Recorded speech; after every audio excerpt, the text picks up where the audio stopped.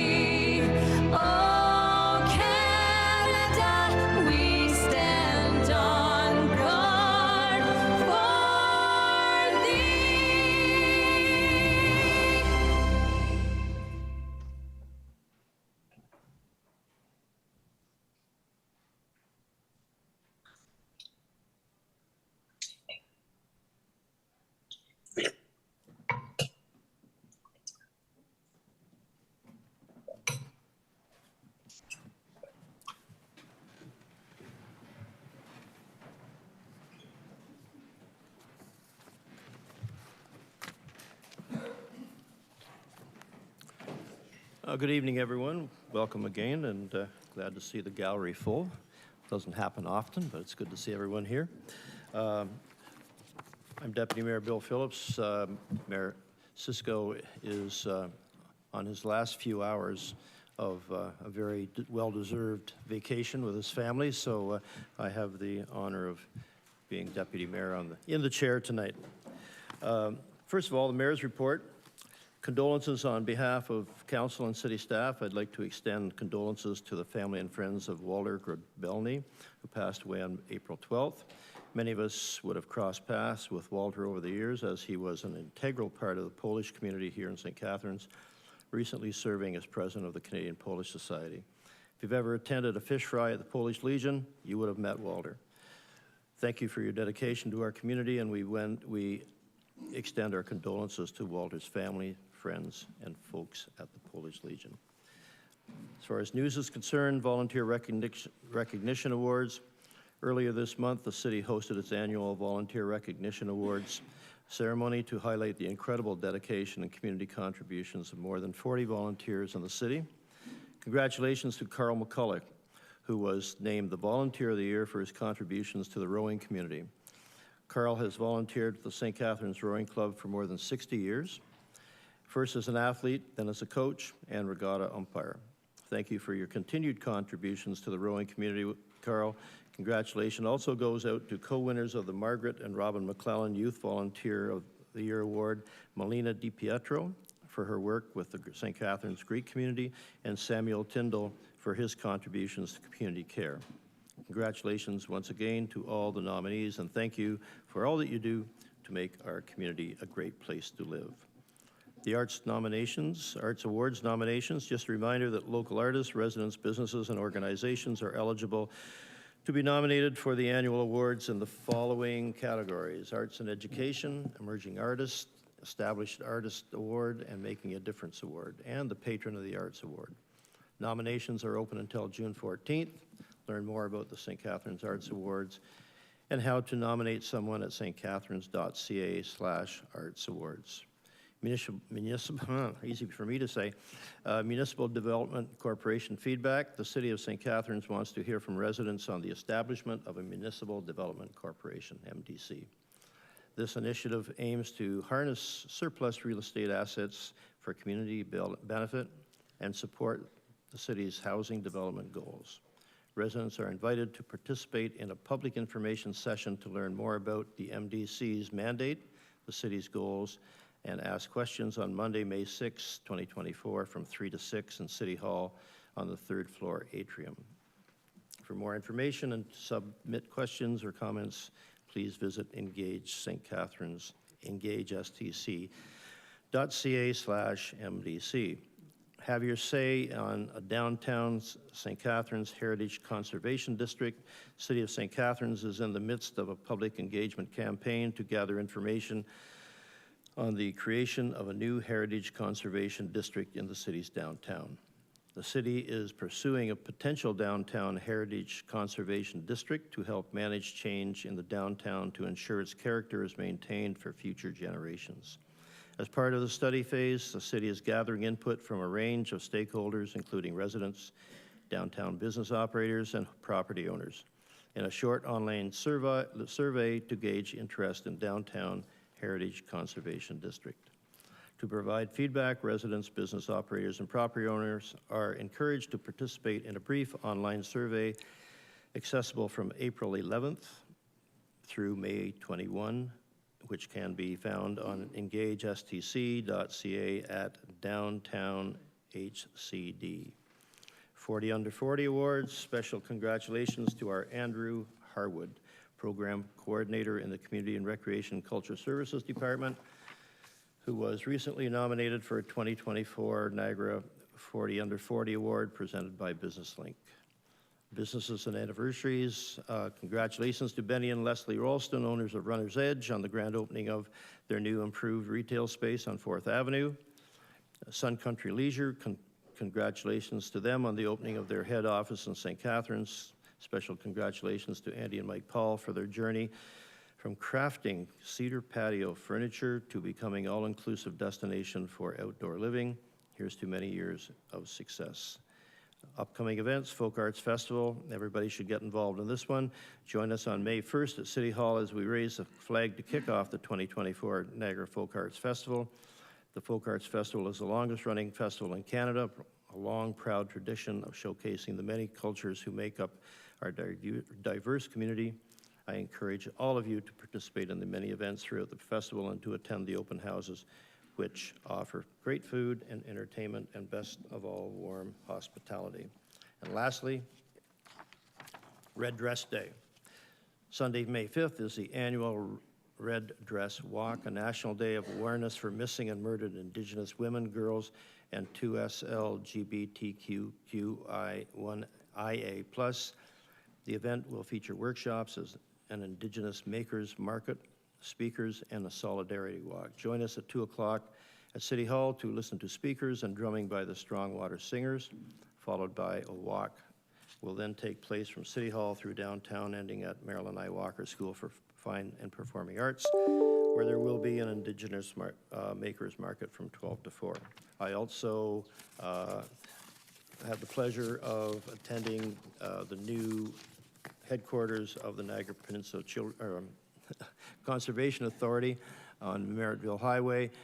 They are celebrating 65 very prosperous years with the Conservation Authority, and it was a great headquarters they have going, and we're looking forward to another 65 years for them. Now to Council, anyone have anything that they would like to add to that long list? Councillor Stevens? Thank you, Deputy Mayor. Yeah, I would just like to add a few things that we've been busy the last couple of weeks. On last Tuesday, the 16th, I attended the March of Dimes Appreciation Luncheon on behalf of Mayor Cisco. Well attended. They've been there for 38 years. It was their 38th annual luncheon to their volunteers, and a lot of their clients are actually volunteers. So it was a very good luncheon, and to meet the people involved with March of Dimes. It was very privileged to be there. Also, on Friday the 19th, Earth Day, just before Earth Day, Links for Greener Learning had an event on at Market Square, and they had like 4 or 5 different schools, attended all different little things, like they had some earthworms, and they did this and that, so the kids got to learn a lot of things about the planet, and went home, and I was voluntold there. I had to pick out 4 winners of some posters, and all the children got a little prize for the best Earth Day poster. So that was fun.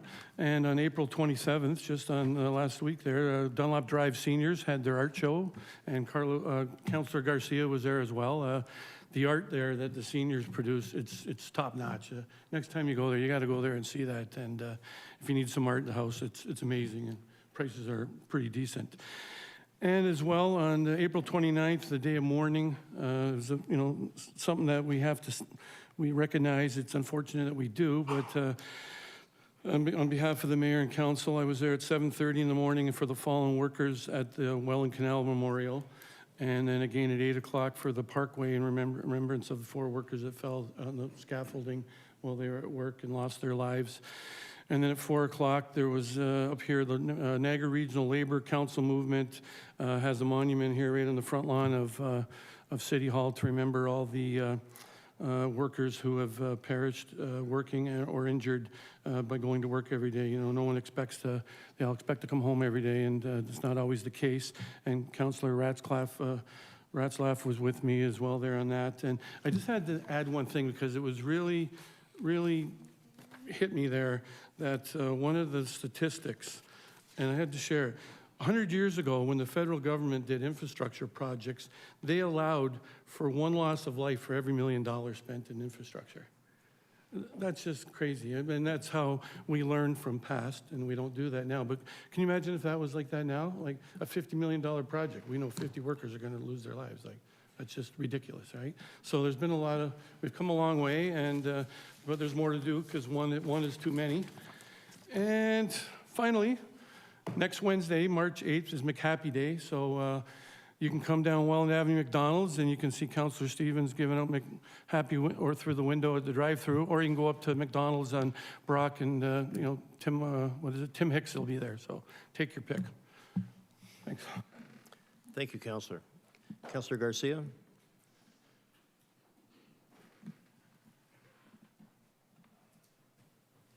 Thank you, Mr. Deputy Mayor. I participated on a couple of events to do with Earth Day. So on the Saturday before, I brought greetings to the volunteers at the Beautification and Works Committee who work every year at this time to clean Old Port Lucie, usually Rennie Park, David House Park, Lakeside Park, and so on. Then on April 22nd, I represented the mayor at the William Hamilton Merritt Public School on Linwell Road there, and they were this year's hosting the mayor's clean sweep, and I presented a certificate on behalf of the mayor. All 288 students were out there cleaning the very large grounds and having a great time. And then yesterday, I represented the mayor at the Armenian Community Center for a very solemn occasion, which is the 109th commemoration of the Armenian genocide that started in 1915, and over 1 million Armenians perished. And it was a very well-organized ceremony. We heard some very moving speeches, and also we laid some wreath. Thank you. Thank you, Councillor. Anyone else? I'd just like to thank those councillors, and I know every one of you spend a lot of extra time doing what Councillor Stevens and Councillor Garcia do, where they go out in the community to open businesses or a variety of things, and it takes a lot of time to do that. I know that, and I just want to thank you for the extra time you spend. Now, as far as opening the formal part of the meeting, I'd like Councillor Garcia to read the land acknowledgement, please. Thank you, Mr. Deputy Mayor. The land on which council meets today is a traditional territory of the Haudenosaunee and Anishinaabe peoples, many of whom continue to live and work here today. This territory is covered by the Upper Canada Treaties and is within the land protected by the Dish with One Spoon Wampum Agreement. Today, this gathering place is home to many indigenous peoples made up of First Nation, Inuit, and Métis. The Dish with One Spoon Wampum Agreement should remind us of our responsibility to ensure the dish, the territories on which we live and work, is never emptied, and that we take care of the land and its inhabitants in a way that ensures its future sustainability. Thank you, Councillor. Now for the adoption of the agenda, I'll turn it to the clerk, please. So there's one amendment to the agenda tonight, and that's item 6.7, Code of Conduct for Committee and Task Force members. We'll be bringing that forward at a future meeting. And there's a number of items of additional correspondence for council that have been provided in your Sugar Sync folder. The first is a memo from the Director of Planning and Services regarding Ontario Street Corridor Secondary Plan Study Status Update. The second is a piece of correspondence from Vicki Lynn Smith, and that's regarding requests for consideration and support for the Palestinian St. Catharines community. The third is a confidential memo from myself regarding appointments to the 2S LGBTQI+ Advisory Committee. The fourth is correspondence from the Niagara Region regarding the Niagara Region Waste Management Strategic Plan. We did want to make sure that went to council before the next meeting, as there is an open house prior to that date. And the last is a sets of correspondence received regarding item 7.1, applications to amend the zoning bylaw and Garden City Plan for 240 Scott Street and 389 Geneva Street. Thank you. Can I have a motion to adopt the agenda as amended? Councillor Lindell, thank you. Seconded by Councillor Dodge. All in favor? Oh, sorry, Councillor Miller. Thank you. I'm just wondering if we could pull that correspondence from Vicki Lynn Smith and refer it to our anti-racism committee just for comment and possible recommendation. I'm sorry, which one are you wishing? The correspondence from Vicki Lynn Smith, Yes. if that can be referred to the our anti-racism committee just for comment. Yes. Okay, thank Yes, you. that'll be allowed. Thank you. All in favor? Let's do that again. Thank you. Adoption of the minutes. That council adopt the minutes of the regular council meeting held on April 8th, 2024, and that council adopt the minutes of the special council meeting held on April 15th, 2024. Can I have a motion to adopt those minutes, please? Councillor Harris, seconded by Councillor Garcia. All in favor, please? Thank you. Declarations of interest. Are there any declarations of pecuniary interest this evening? If yes, a reminder, councillors are required to submit written statements of declarations via the online form.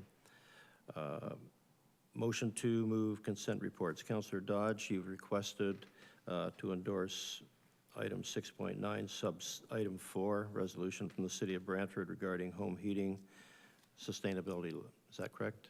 Do you wish to speak to that at all? Okay. Okay. The council approve the consent agenda, save and accept those items brought forward for discussion. All in favor? Thank you. Clerk, would you read the list of consent reports and call the recorded vote, please? Today's consent agenda includes item 6.1, Economic Development and Tourism Services, approval of support services agreement for Tourism St. Catharines. Item 6.2, Engineering Facilities and Environment Services. That's ST 20-016, Niagara Irrigation Water Study, next steps. Item 6.3 is from Financial Management Services, the 2023 Community Benefits Charges Reserve Fund Statement. Item 6.4, Financial Management Services, 2023 Development Charge Treasurer's Statement. Item 6.5, Financial Management Services, the addition of an entity to the city's list of organizations or funding activities authorized for donation receipts, and that's for Port Dalhousie Beautification and Works Committee. Item 6.6, Planning and Building Services, a recommendation report for proposed amendment to a draft plan of subdivision for 3 Abbott Street, 40A Ellis Avenue. Item 6.8, Legal and Clerk Services, Public Notice Policy. And item 6.9, Legal and Clerk Services, Council Correspondence, save and accept sub-item 4, which is to be endorsed, and additional correspondence from Vicki Lynn Smith, which is to be referred to the Anti-Racism Advisory Committee. Thank you, Clerk. Before we begin the, we're good?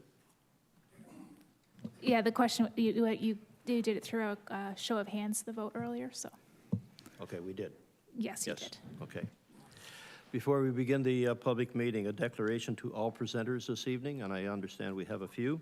Council chambers in all municipalities in our country represent the seat of local democracy.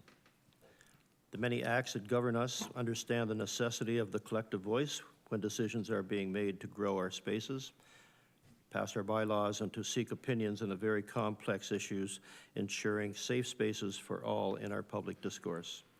We recognize the right of the majority to decide, the minority to be heard, the public to have an opportunity to participate, and all participants to be treated with courtesy and respect. It is imperative that elected officials, citizens, and staff have input, and it is paramount that we listen to one another and question one another, but that we understand that we do this in a way that never undermines any person's ability or their dignity in our chambers. We respect the right for everyone to have an opinion and remind the audience views of the public do not always reflect those of the corporation of the City of St. Catharines. Councillor Kushner, I see your hand up before we begin. Yes, I'll put it down, sorry. Oh, okay. Going into our first public meeting, 7.1, Planning and Building Services. Planning Act Public Meeting Recommendation Report, applications to amend zoning bylaw 2013-283 and the Garden City Plan, subject lands 240 Scott Street, 387 and 389 Geneva Street. The owner is 240 Scott Street Holdings, and the agent is Mr. Bruce Hall. Purpose of this public meeting is to ensure that sufficient information is available for the public to understand the proposed amendment to the zoning bylaw and official plan, and to provide the public with an opportunity for input before council's decision. Staff held an open house and prepared a report on the proposed amendment. Members of the public were provided with options to submit written correspondence. Such correspondence was placed in council's sugar sink folder prior to the meeting. If a person does not make an oral or written submission prior to the council decision, that person is not entitled to appeal the decision to the Ontario Land Tribunal and may not be added as a party to the hearing of any appeals by others without the permission of the tribunal. The public meeting will proceed as follows. First of all, staff will explain the report and staff's recommendation. Secondly, the agent will present and council will have an opportunity to ask questions. Thirdly, members of the public wishing to delegate were advised to register by 9 o'clock this morning, and one delegate registered at that time. And I do have 4 others who have indicated that they wish to speak, so their names have been added tonight. And then the public meeting will be closed, and council will be asked to ask questions, and we'll consider the report and recommendations. Public meeting is now open, and I now call Charlotte McEwen, Senior Planner, to present.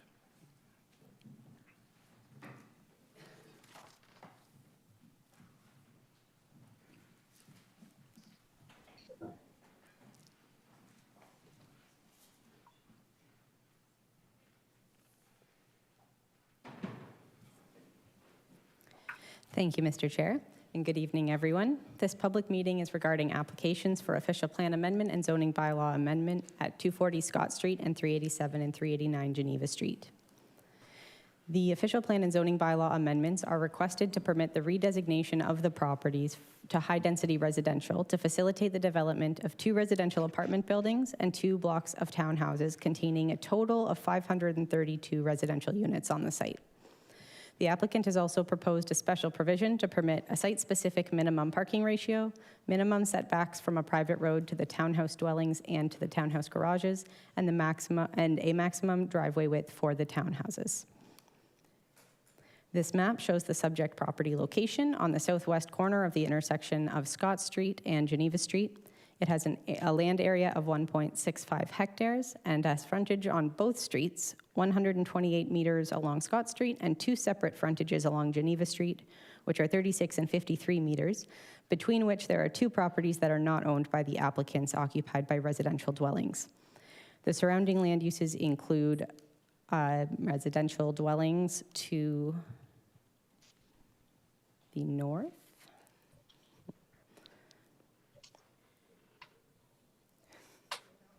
Does it not go? Oh, there we are. Some residential dwellings to the north. There are we both hit it. There are apartment buildings to the south, and this is a picture of the 2 residential dwellings that are immediately abutting the land to the east. Further to the east, across Geneva Street, there are more residential dwellings, and to the west, there is a 5-story apartment building. This is a picture of the subject lands as seen from Scott Street. There's an existing former church building on the right there, and just off to the screen to the left is a remaining house at the corner of the site, both of which would be demolished. And this is the lands from Geneva Street. Most of the site is covered by a parking lot.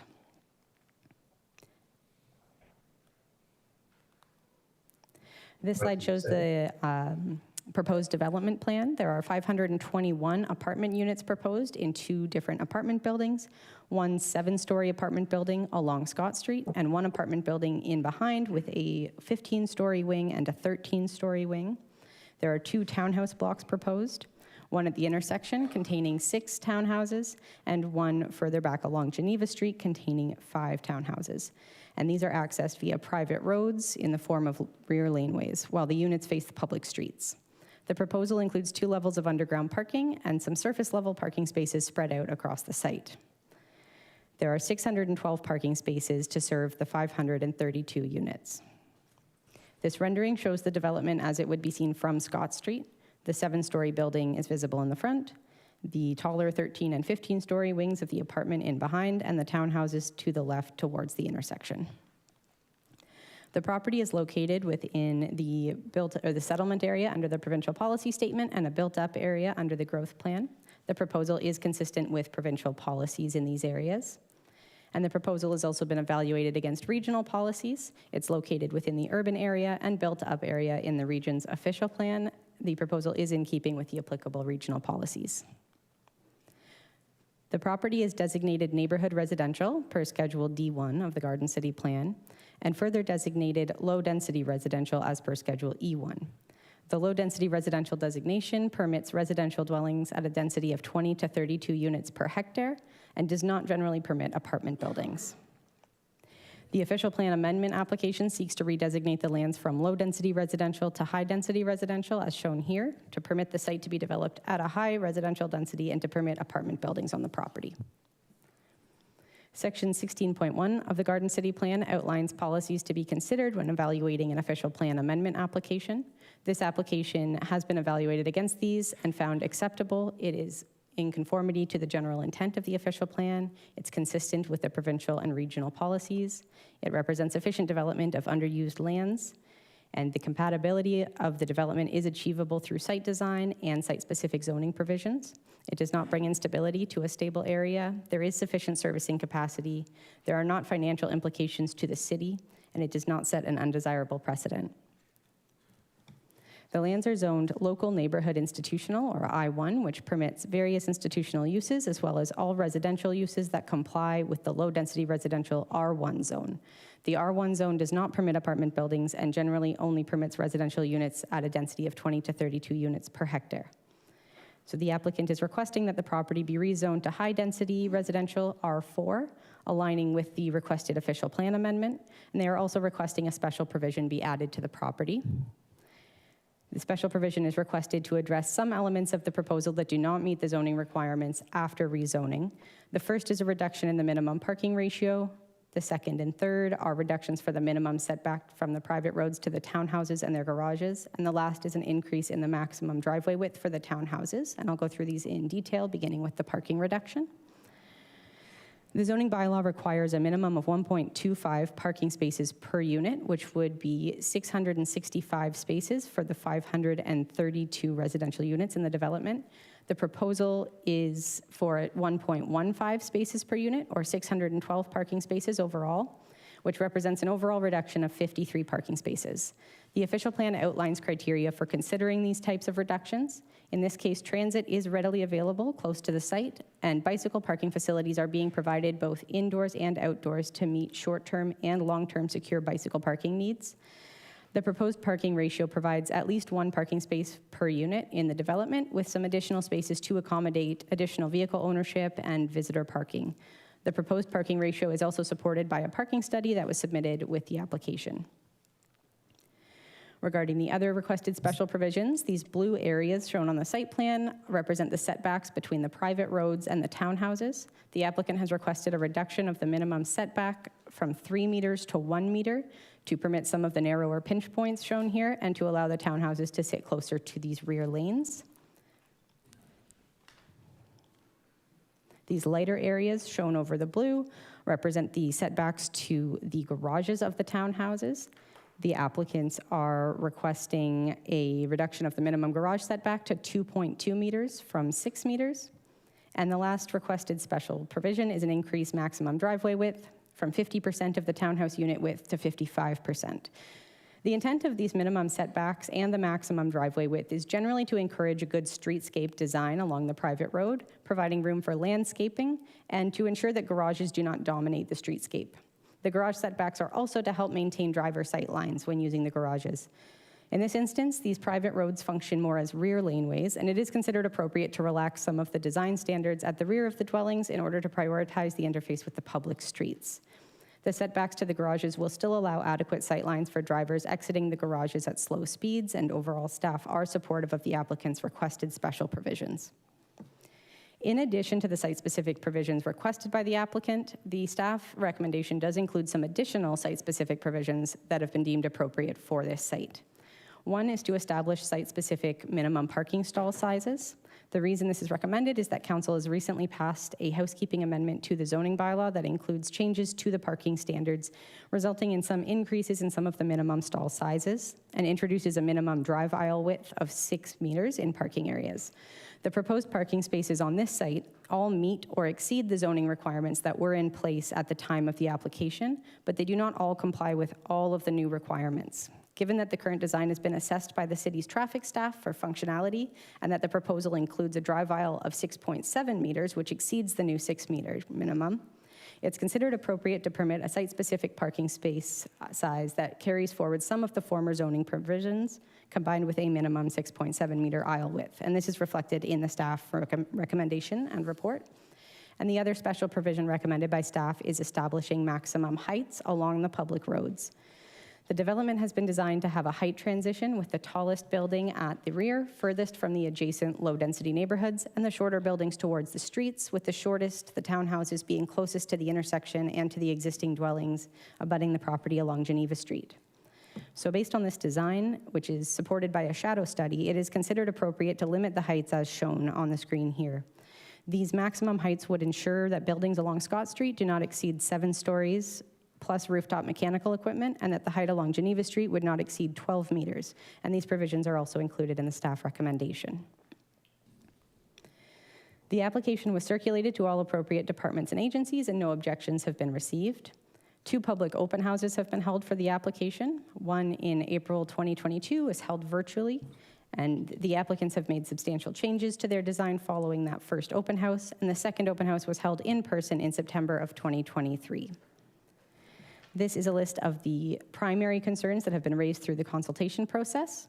The first is that the development will generate too much traffic and make it more difficult, unsafe, or slow to navigate the streets in proximity to the development.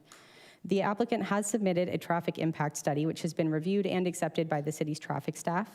There is sufficient capacity on the street network and at the intersection of Geneva and Scott Street to accommodate the projected traffic generated by the proposed development, and the projected level of service would be considered acceptable for streets classified as arterial, which both Scott Street and Geneva Street are. There has also been concern that the proposal has too much height and wouldn't be compatible with the existing developments in the area. A shadow study submitted with the application has demonstrated that shadows will not have substantial impacts on the surrounding properties, and as I previously outlined, staff are recommending a maximum height provision that ensure that the appropriate height transition from the higher density properties at the south to the lower density neighborhoods to the north and east is maintained. There's also concern that the parking is insufficient for the number of units proposed.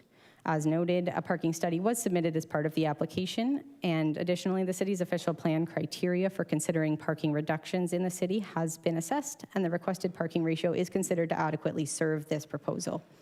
It's considered an appropriate location for the reduction from 1.25 spaces per unit to 1.15 spaces per unit. There were some concerns that there is not adequate servicing for the number of units proposed. As a part of this application, the city's development engineering staff have reviewed a functional servicing report that reflects the proposed number of units, 532, and it has been determined that the services to the site are sufficient to accommodate the proposed development. And finally, there was concern that the location of a westerly access along Scott Street might be too close to the adjacent property's driveway. The access, which is highlighted here, is in approximately the same location as an existing access that is already used by the subject site, and traffic staff had no concerns with the proposed driveway location staying in that area. In conclusion, staff recommend that council approve the applications as outlined in the staff recommendation, as they are consistent with the provincial policy statement, conform to and do not conflict with the growth plan and the regional official plan. Thank you.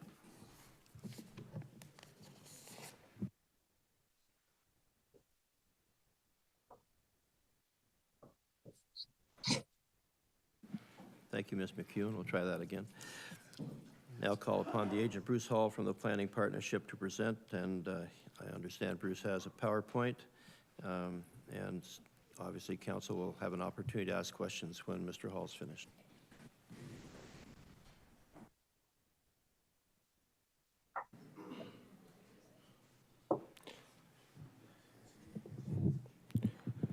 Let's make sure this is working. Okay.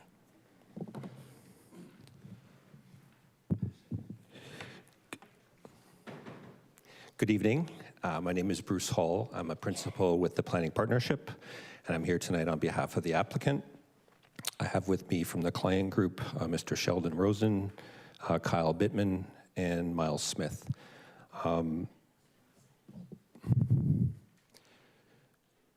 As Charlotte noted, we've done an extensive amount of consultation in terms of public meetings and open houses.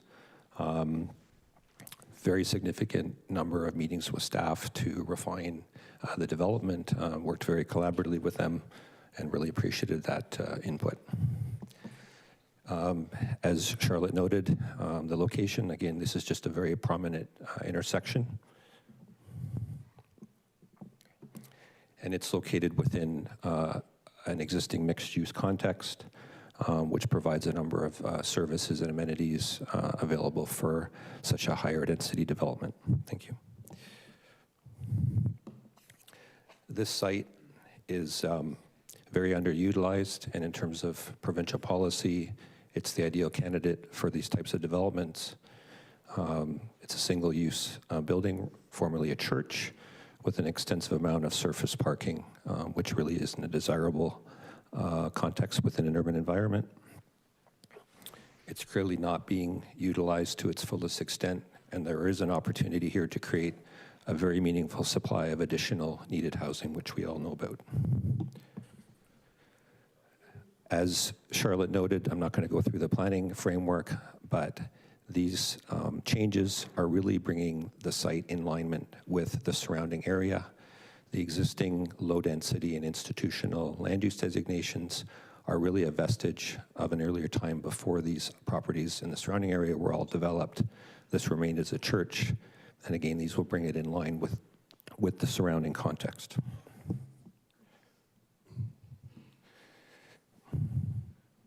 Oops.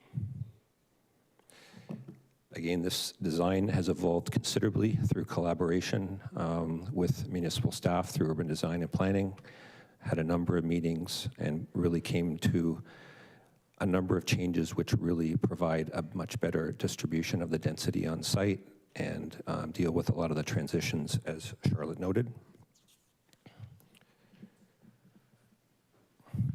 And we really believe that these achieve a greater level of compatibility and compliance with the planning framework. The heights, as Charlotte noted, were reduced from 20 to 13 and 15 stories maximum. We added a mid-rise building along Scott Street to add density, but also to have a compatible relationship with the surrounding built forms. The zoning is meets all of the existing setbacks for taller buildings and regulates height that way, as well as through angular planes, which I'll talk about in a minute. We added significant landscape enhancements and buffers around the site and reduced parking on the surface and created a second level of underground parking. And for its size, it's a relatively modest 2.3 FSI, which is a measure of the amount of floor space relative to the lot. I'm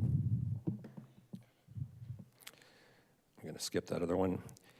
And there is really a meaningful range of building and unit types which are supplied through this development: mid-rise, taller buildings, townhouse forms, and also a mix of units within those, which I'll address in a minute.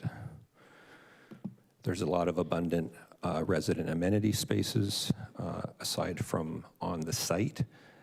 Within the buildings, there's private outdoor amenity on the roof of the podium, as well as on the roof of the buildings with adjacent indoor space next to them. In total, there's about over 25,000 square feet of resident amenity within this development.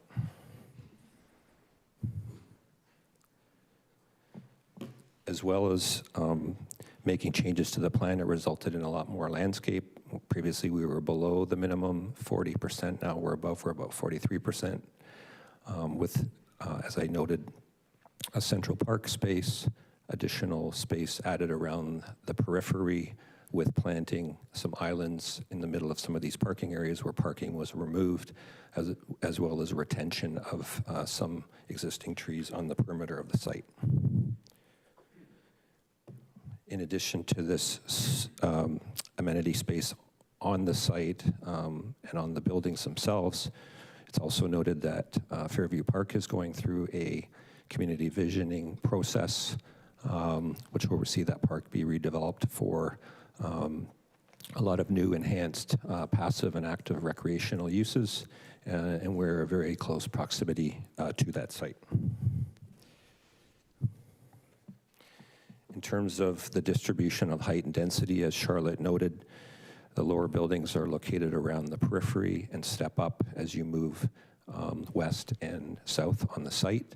And as you get closer to the other higher density neighborhoods, this is where the taller buildings are. And in terms of an angular plane, which is a measure that's used to ensure that there is adequate separation between buildings and adjacent areas, this is a measure that's taken both from the street as well as at a certain distance above it.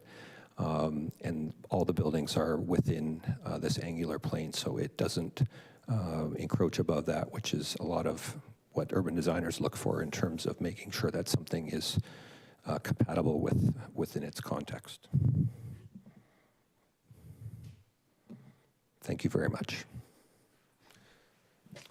Thank you, sir. Questions from council? No questions from council. Oh, Councillor Stevens. Yes, thank you to the presenter. Thank you. I see that now. There's the church building's there, and then it's all parking lots. So there's basically like zero green space on that property now. With this development, I see that there's a common center area, and then your buffers around the outside of the property. Any idea how much green space you're adding to there? The landscaped area is about 43% of the site, so 57% is building.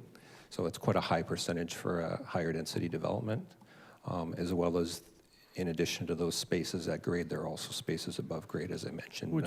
Which is nice compared to 100% zero green space right now. Well, the spaces above grade also provide an opportunity with people that have a limited accessibility to access those spaces a little bit easier as well. All right, thanks. Thank you.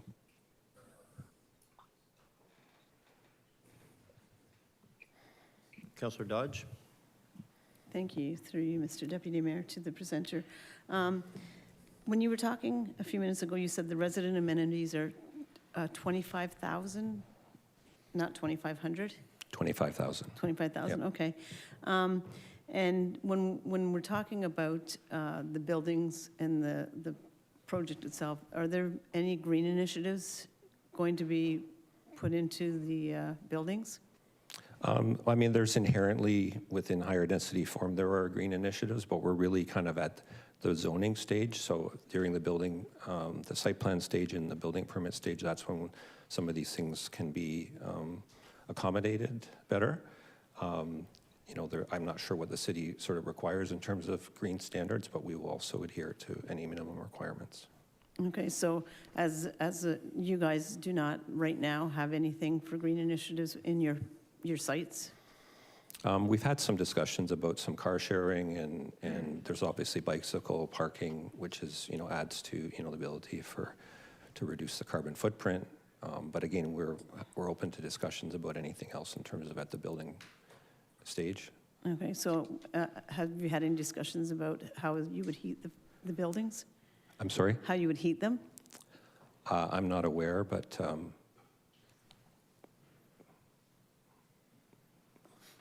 not Okay. sure. Okay, thanks.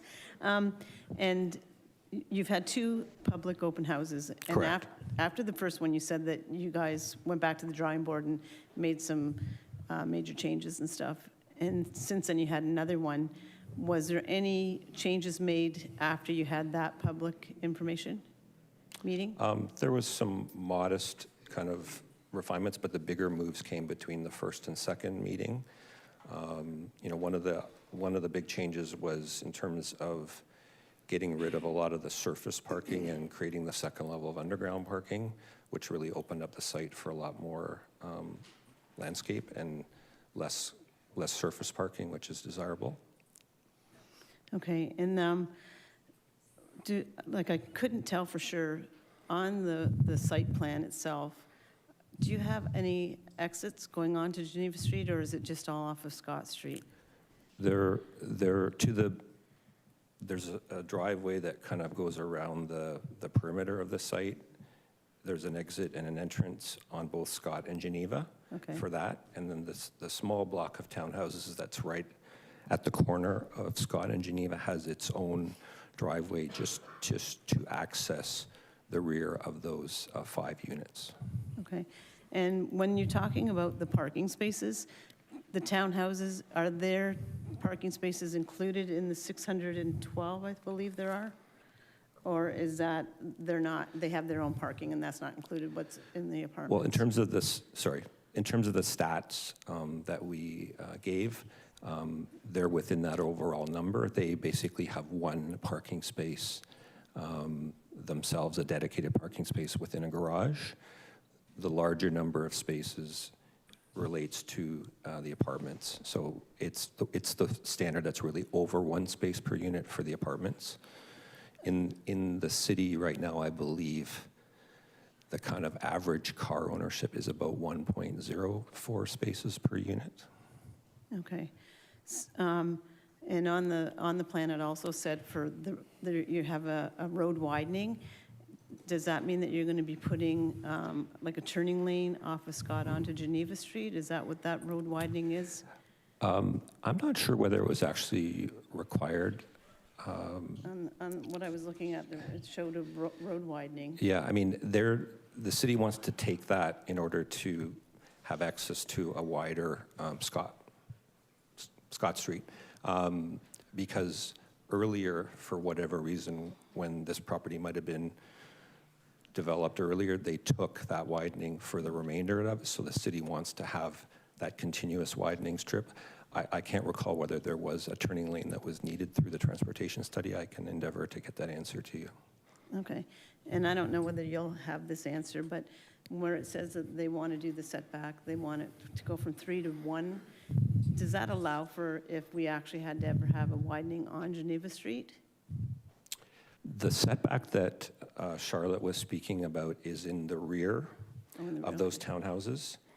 And the reason why it's being asked for is because normally that type of townhouse development, which is on a private road, which has that setback, it's usually in the front yard, so they want to see a setback. So doing it in the back doesn't really undermine what the intent of it is, and really they want to see the setback on Scott and Geneva maintained a consistent kind of setback along the frontage of the property. Okay, and then and I know you did a traffic impact study, and I travel that quite frequently, that section there. And at one point in time, we actually had it labeled as a high-impact collision intersection, and it's very busy. And case in point, yesterday I went to the stairs at Fairview Mall, had no problem going down, came back, the road's closed, there's a smash up in the middle, which is unusual. So, when you're adding this, high-density area to that, what did they say about that? Like, I feel that there's already concerns with the way the intersection is now, and to add that, I'm just wondering what they said, about that. Yeah, I mean, they looked at the existing traffic pattern and volumes. They looked at the future projected traffic pattern and volumes with all of the development that's anticipated within the city of St. Catharines in the general area, and then at what this development itself specifically would add to that, and in terms of the level of service of the intersections in the surrounding area and the entrances, they said it's still going to be operating at an acceptable level. Okay. Please let the questions and answers go forth without comment. Thank you. And then I just have one last question. I'll yield the floor to my other councilors. But so when you're saying that you have 612 parking spaces and 532 properties, so like when we get the overflow, what is expected? Where will that parking go to? Because I know that in my neighborhood, we have seasonal overflow and it goes into the neighborhood and stuff like that. And we really don't have, we have some busy streets, but not quite as busy as Scott. And I'm thinking that the only place they can go is across the street to the north into those neighborhoods. And then they have to come back across that street and, say you're carrying groceries, whatever, you're trying to get across there. I don't think that to me, it's almost like we're asking for an unsafe situation to be perceived there.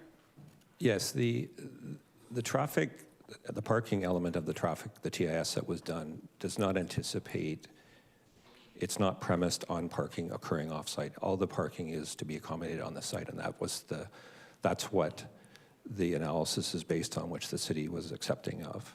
So it's not premised on somebody parking within another neighborhood and walking over and leaving their car there.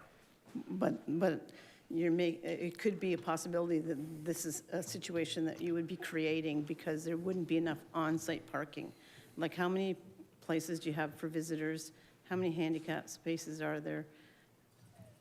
So the overall parking ratio that's normally required is 1.25 spaces, but it doesn't specifically allocate a number to visitor parking. So we're at 1.15, which is about 7% less than the required number, and that's, we've been told, will accommodate the level of development that's happening on the site. The city doesn't really make a specific allocation, again, of that component of visitor parking. Visitor parking typically runs at about 0.10 to 0.15 spaces per unit. So as I said before, the average kind of ownership is about 1.04. So that sort of works out in terms of what's expected to be resident parking and what's visitor. A lot of times what they do is they unbundle parking from a specific unit so that as a building is developed and sold, the people that want parking get parking or buy parking, so that there are, there's going to be people that will have no cars, there's going to be people that will have 2 cars, so it's really an average. So the parking that's provided in terms of the overall number has been determined to be acceptable, and then the visitors are accommodated within that. When you have a large development, people just automatically assume it's bigger, there's going to be more visitors. There's more flexibility at the same time with a larger development to accommodate visitors and deliveries and things like that. Yeah. I know that we're trying to get away from being a car user community, but in reality, we're not. you know, people are used to having a car, and in a situation where this is like very convenient to the highways and stuff, I think that you'd have a lot of commuters wanting to live there because it would be so convenient getting from here to, say, Burlington or somewhere else that they're working. And I mean, I think that it's unrealistic to think that a lot of those apartments wouldn't have 2 parking spaces or the need for 2 parking spaces. And you said 7%. What was that 7% again? Sorry. That was the reduction. That was a reduction to 7%? yeah. So that's, okay, all right. I'll yield the floor. Thank you very much. Thank you. Thank you, Councillor. Councillor McPherson? Thank you, Deputy Mayor. Just a couple of questions. First, I just want to comment on the design, which I know I'm not supposed to do, but I just want to say it's actually a lovely design. I just finished a book about humanizing developments, and this hits a lot of the key parts, so thank you. I just wanted to ask about the accessibility of the building, just from the amenity space, just clarifying, you know, are you thinking of, because we are an older demographically challenged area, and just there's a lot of focus on people aging in place and that sort of thing. So can you speak to a little bit about Sure. Yeah. the thought about the design? Yeah, so in our work, we see accessibility kind of addressed at many levels. It's sort of on a site design level, and then it's on a building design level, and then on a suite design level. And we try to, you know, through the planning process and the site plan process, more specifically focus on making projects more accessible from a site and building perspective, and then through you know, the building permit stage, focus more on suite accessibility. Right. So you're probably aware the building code has a minimum requirement of 15% of units. And then in terms of site design, the AODA standards really dictate the public realm and the outdoor spaces. And when you have a higher density development like this, with a site like this, there's more opportunities to make it more accessible because it's flat, and you can make entrances flat, and you can deal with individual access to buildings. They're all, with the exception of the townhouses, they're all elevated. And then a lot of the amenity spaces are above as well. So, you know, people that have, as I mentioned, have limited mobility can access those spaces a lot easier, you know, 3 seasons of the year. In terms of the suite design, I think with this type of development and kind of the nature of the way apartments and condominiums are built and sold, there's lots of opportunities for sort of customization. And they're, you know, newer buildings are a lot more flexible. The townhouses are probably the least accessible units, but being sort of a community here, there's an opportunity for people to kind of age in place. And then I'm not sure if you've heard of programs like PACE. There's lots of opportunities through PACE, especially when you have like a critical mass here to implement those types of programs. So. Thank you. And just one last question is about talking about parking. Because I saw you included Fairview Park in your presentation. Not for parking, though. Not for parking, no. But just kind of when you were thinking about, you know, asking or going for the reduction in parking, did you think about the fact that Fairview Mall is about 1 kilometer away, which is a pretty short walk that most people can do, so that there would be the opportunity for people to, like my new neighbors, come from Toronto and they don't have a car and they have no interest in getting a car. So was that part of the parking thought as well? Yeah, the transportation consultant would have looked at that, you know, in terms of coming up with a rate, because there are opportunities for active transportation, whether it's through walking or buses or biking. And you know, people, I find in my industry, people pick locations based upon amenities, and especially people that don't have cars. So they're going to say, can I walk to get my groceries? Can I get a bus? If I'm going to take an Uber, is it not going to cost me $14 or whatever? So yes, that would have been a factor. And you know, we're just seeing generally across the board a reduction in parking rates for many reasons around active transportation, it adds to significantly to the cost of housing. It's a huge part. It's almost as much as the land value. And actually, reducing parking is a transportation demand measure itself. Thank you. Thank you. Thank you. Councillor Williamson? Mr. Chair, I won't comment on the aesthetics of the design. I'll save you my personal opinion on it. One of the surprising elements of this, Mr. Hall, is you mentioned the inclusiveness of the consultation process. The original submission had 369 residential units, and I was in the Zoom meeting observing what was happening. And the feedback I heard from the residents that they thought that was an overwhelming number of residential units to put on the site, and it's not comparable to the neighborhood, it's not in conformity to other types of dwellings around it, particularly the apartments to the south of it, which are 10 stories. So then we go to a situation where we've gone from 369 units to 532 units. To me, if you were listening to the residents, you would have reduced the number of units as opposed to expanded by a great number.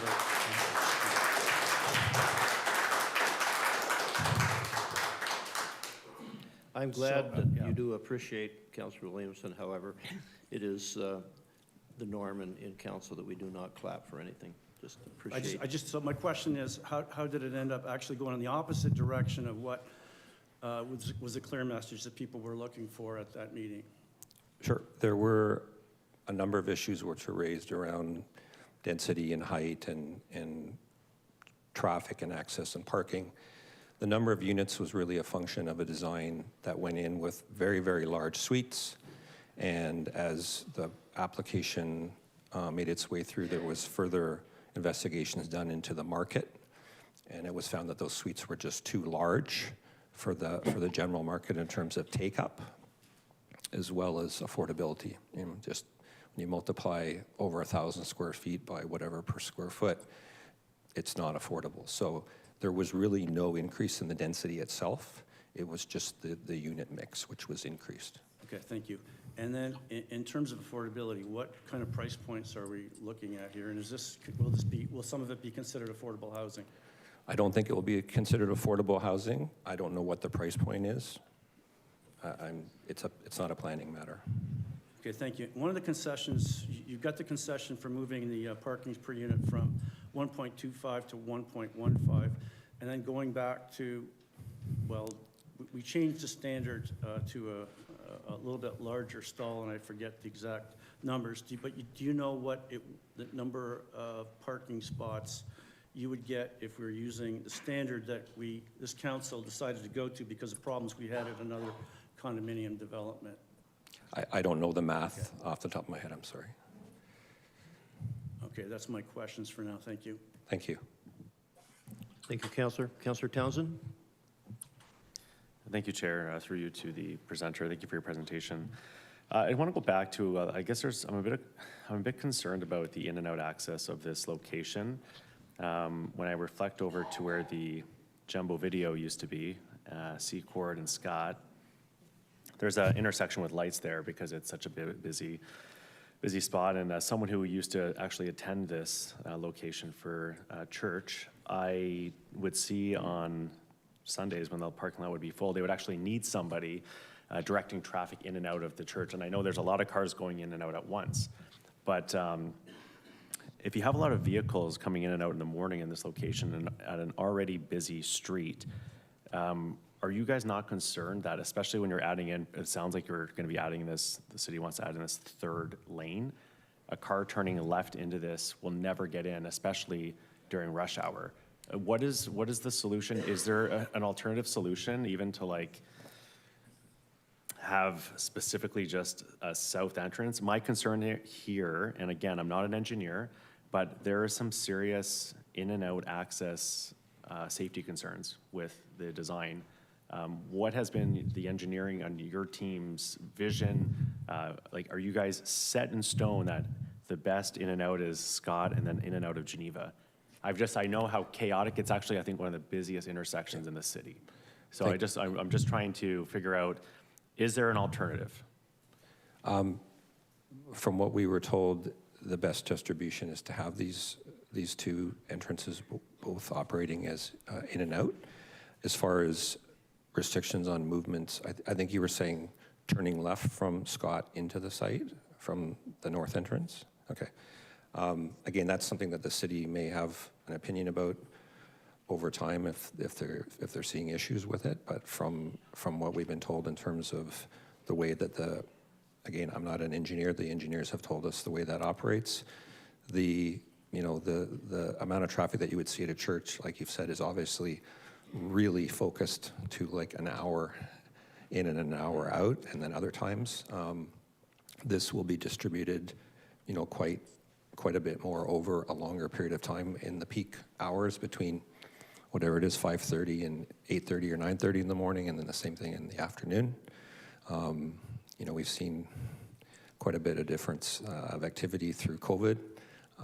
That was obviously taken into consideration and adjusted for that. But, we're relying upon the experts to tell us what works and what doesn't work, and our counterparts at the city to review it and provide their opinion and recommendations. Thank you for that. Through you, Chair, I guess my next question leads into, was your traffic study done during COVID? Like where people were living at home? We did a lot of things during COVID, and everything had to be accounted for, not during COVID, but for a peak period. So everything was adjusted to take account of non-COVID periods, because you can't rely on what was happening during COVID. Through you, Chair, how did you come up with the numbers? I mean, it's a fair question. I mean, how do you adjust those numbers based on pre-COVID, post-COVID, during COVID? I mean, just yeah. Again, I'm not a traffic consultant, but they have a lot of data from a long period of time, so they would have to go back and look and make adjustments. And it's also projected forward, over the next 10 or 20 years, taking into account the growth that the city is going to experience and other developments. So they're not going to rely upon that window, which is very, very tainted in terms of what the actual impacts would be. Okay, thank you. Thank you.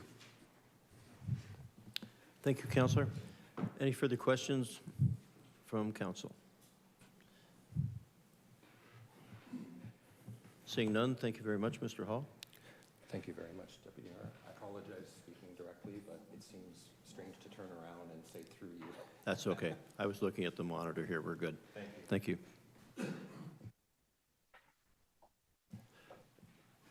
Now we'll go to the public presentation. So as I said, we have 5 people who will be coming forth. When you come forth, please identify yourself.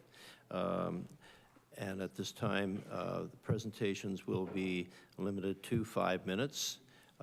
Ask those questions of staff, make your comments, and as I said, staff work very hard to give you an honest opinion and always be respectful of those people. Thank you. And we'll be beginning with Mr. Robert Cameron, who will be Zooming. Mr. Cameron, good evening. Good evening, everybody. My name's Robert F. Cameron. I live at 367 Geneva Street. I'm one of 90 units and 180 tenants that are most affected by this development at 240 Scott Street. First, I'm going to speak for about 3-4 minutes. I'm willing to answer any questions that anybody has. First, the Ward 4 councilors, both of them, specifically Mr. Ratzlaff, we didn't have any legal notification of this meeting today. The tenants most affected facing north at 367 Geneva Street, Lancelot Towers, the most northerly building facing north, which will be affected with noise during construction and will be affected by 2,500 new tenants at 240 Scott Street, where there's already 5 buildings. As you drive north on Geneva Street, you face 5 buildings, and halfway up there's a light, and there's cars that turn in to the left. This is north of the Fairview Mall. There's also two new buildings that we understand, and maybe the council could communicate to us, that have been planned where there was garages just knocked down on the east side of Geneva, and that's potentially 600 more tenants. On Scott Street, there's already upwards to 2,000 tenants living in condos and single-family homes. We only received initial verbal notification of this meeting yesterday. I emphasize yesterday, April 28th at 2:30 p.m. by Mark E. Gulden, who lives in a house just north of 240 Scott Street. The city was advised last year about only sending notifications to each and every tenant so that we would be able to make presentations like today under statutory law. Sending out notices to the building owner has no responsibility to communicate that to any tenants, and our building owner did not do so. So you keep insisting on notifying the building owners or condo owners or homeowners, but we don't get this as tenants. I only learned of this because of someone that I met at the meeting at the school last time we met, who's a homeowner. So we as tenants oppose this development and zoning change from low density, 30 units or less, to high density.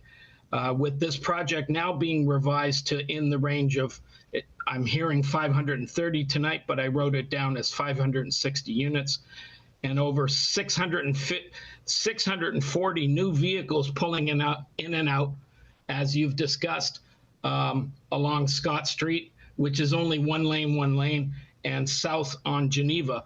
The north end of the city comes south on Geneva to access the Fairview Mall, the Queenie. They also use Lake Avenue, of course.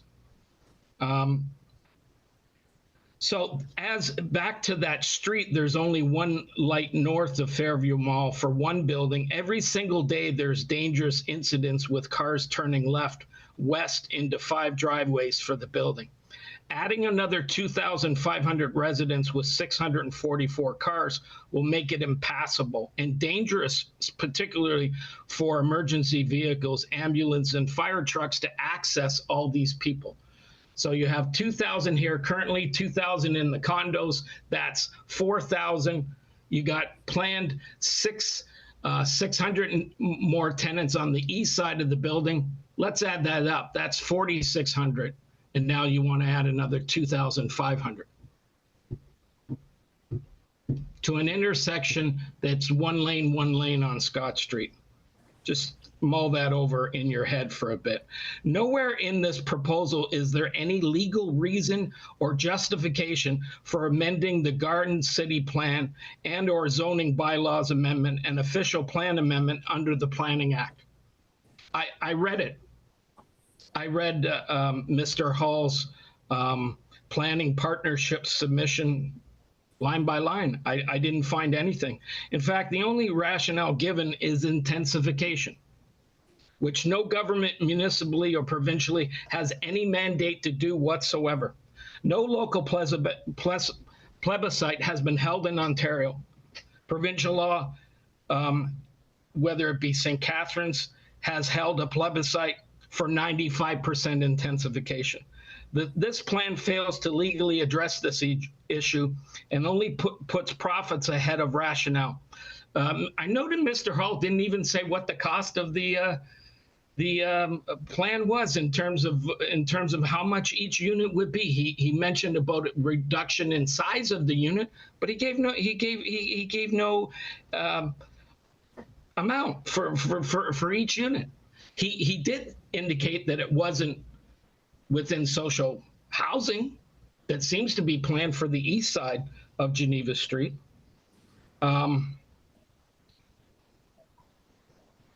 This plan, if passed, will be opposed at the Ontario Land Tribunal as not within the official plan. It's dangerous and it overwhelms an already congested area and is opposed universally by every tenant and homeowner and condo owner who currently resides here.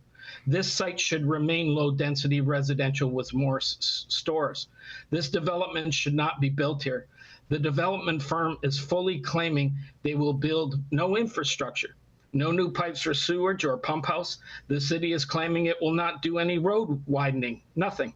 This plan does not adequately have enough parking units for 560 units, and they admitted, Mr. Hall did, that 53 parking units, they're short from 1.25 to 1.15.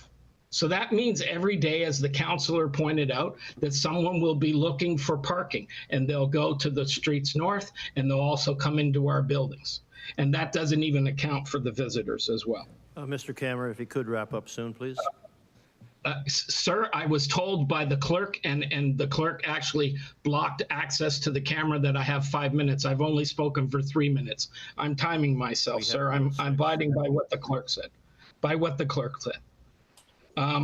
This plan does not adequately enough have 500 parking for 560 units.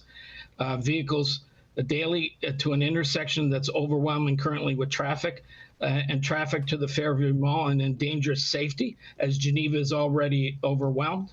It'll bottleneck the Fairview Mall area already, that blocks traffic at the intersection of Geneva Street and Dunlop and North Service Mall.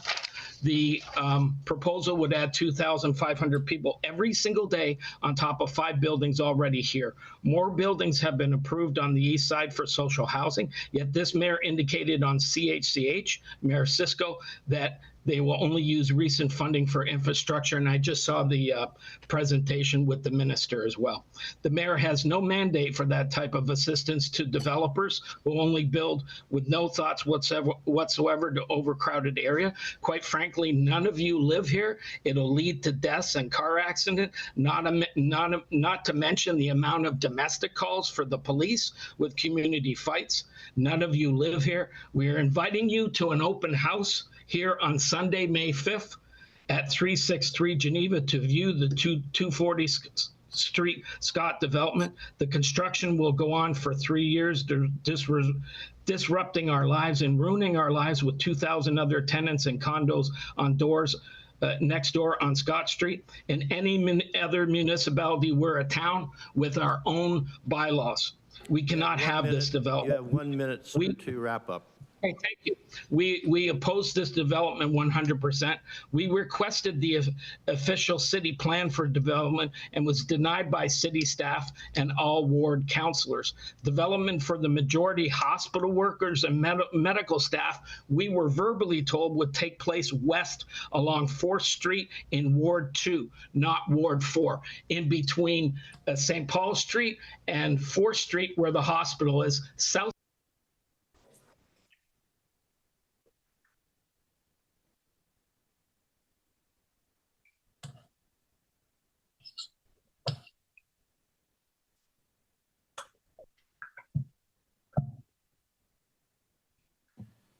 Go ahead. Sorry, someone muted me. Yes, someone muted me. Did Go you ahead. hear me? Go ahead. Someone muted me. Yeah. I didn't touch the mute. Who touched the mute button? We just, as we mentioned, you have That 5 occurs in minutes. Please hurry. despotic countries, not in St. Catharines, not in Canada. That is against the Constitution, what you just did. We cannot have this development. We were told that development would take place with majority hospital workers and medical staff. We were told take place west along 4th Street in not Ward 4. We were told this 4 years ago, and then out-of-town developers showed up in our community that already has 8 buildings and 2 more planned for the east side.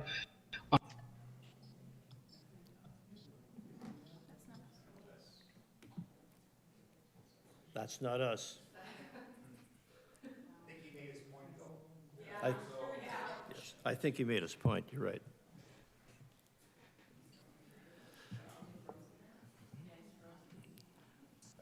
Okay, we're going to go on now. I'll call our next presenter, Jillian Barkley, please.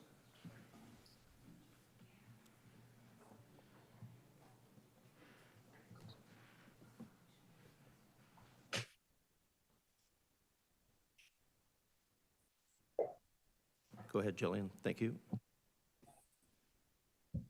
Resident of 367 Geneva Street. I have As you heard, we don't really get any of the paperwork. So again, it was just making sure that I paid attention to the signs that stayed up in the wind and the weather. And then I tried to make sure that I told as many people as I possibly could. Again, I've lived at 367 Geneva Street since 1996. I was 12 years old when I moved in. I'm still there. My mother lives in one unit. I live in a different unit. I'm on ODSP. I am one of the people that I don't see my voice ever being heard in this entire debate. What it comes down to is not what this looks like. It's not the 1 building, 2 building, townhouses, anything like that. It's the high density. That is what the main issue is. It doesn't matter what the structures look like. If you want to take into part what the structures look like and the fact that they added more landscaping, that was only because they needed a way to put drainage in. If you look at it, they start using leveling to make sure that they can do appropriate drainage on the site. As we have heard at the beginning of the meeting, St. Catharines, unfortunately, has a really failing infrastructure when it comes to water and sanitation. They actually don't know the sanitation lines that lay on the site. They do want to have one of them decommissioned, that they apparently don't know what the flow rate is of it. But okay, I'm not an engineer or anything like that. Apparently they might be right. But if you're putting in 2 floors of underground parking, I would think you would want to know what's underneath. Considering it's also right beside where the old Welland Canal was. The water table at this site is very low considering the rest of the city. We have flooding all the time. Yes, it's a large, concrete area, asphalt, whatever, that's underutilized, but that doesn't mean that we need to put all of this housing on top of it. If you changed it to even just a medium density, you would end up with 163 units, which is basically just over one of the 10-story buildings. You could put in townhouses, you could put in whatever you want.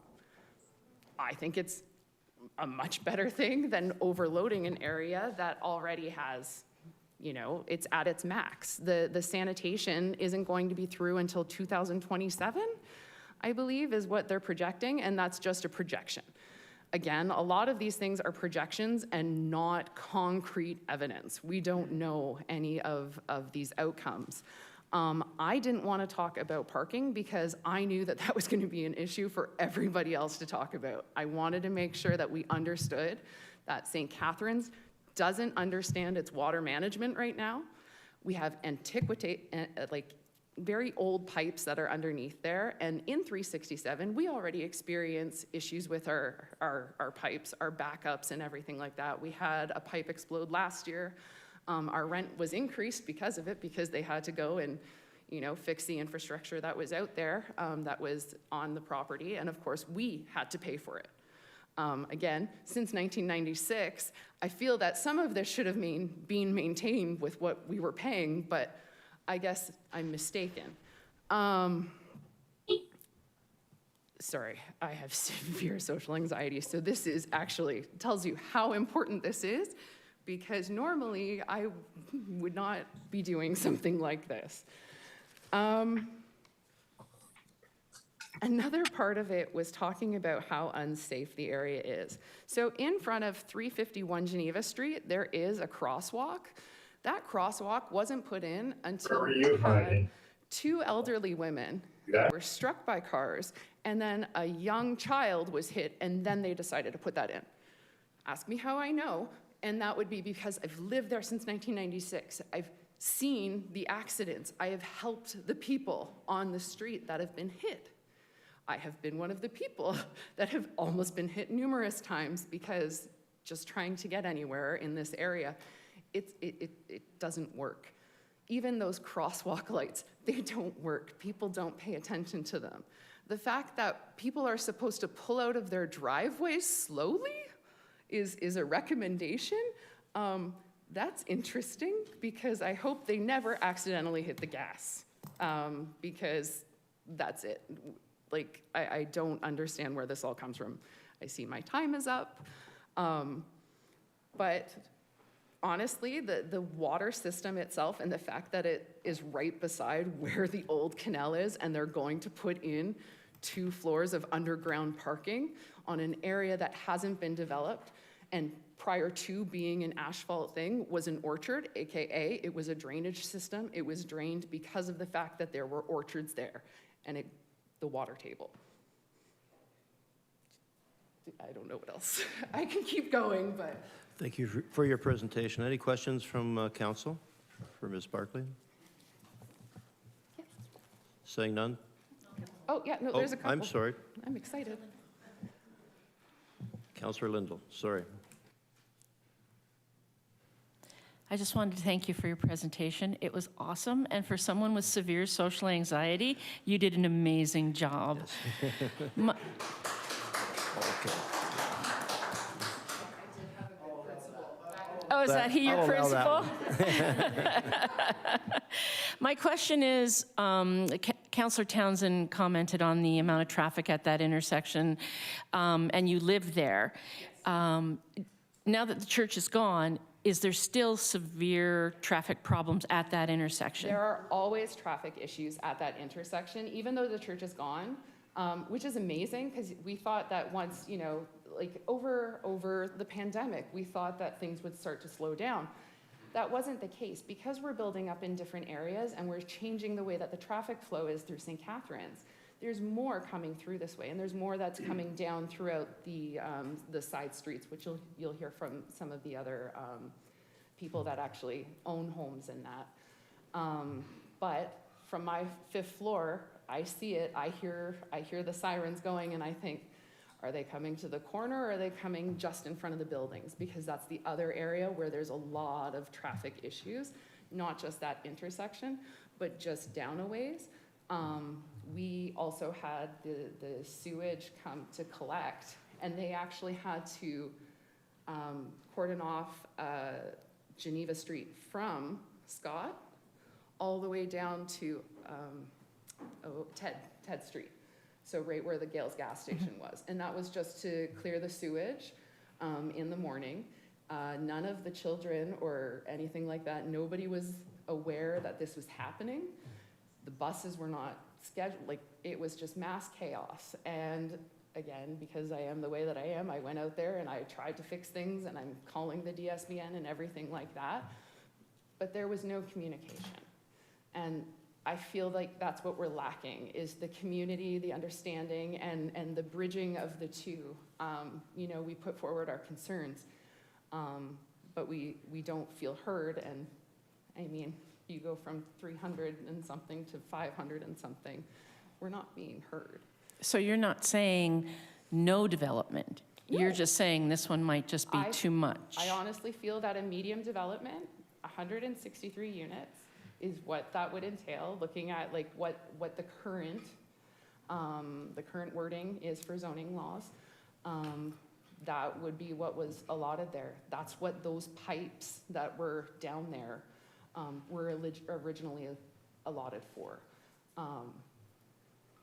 So that would be my belief, especially since that's going to take years to even look at the sewage lines or anything like that, never mind like that traffic area. That one that's really close to Scott Street where the townhomes are supposed to be, I don't understand how that'll work. I can barely, using the button, cross Scott Street.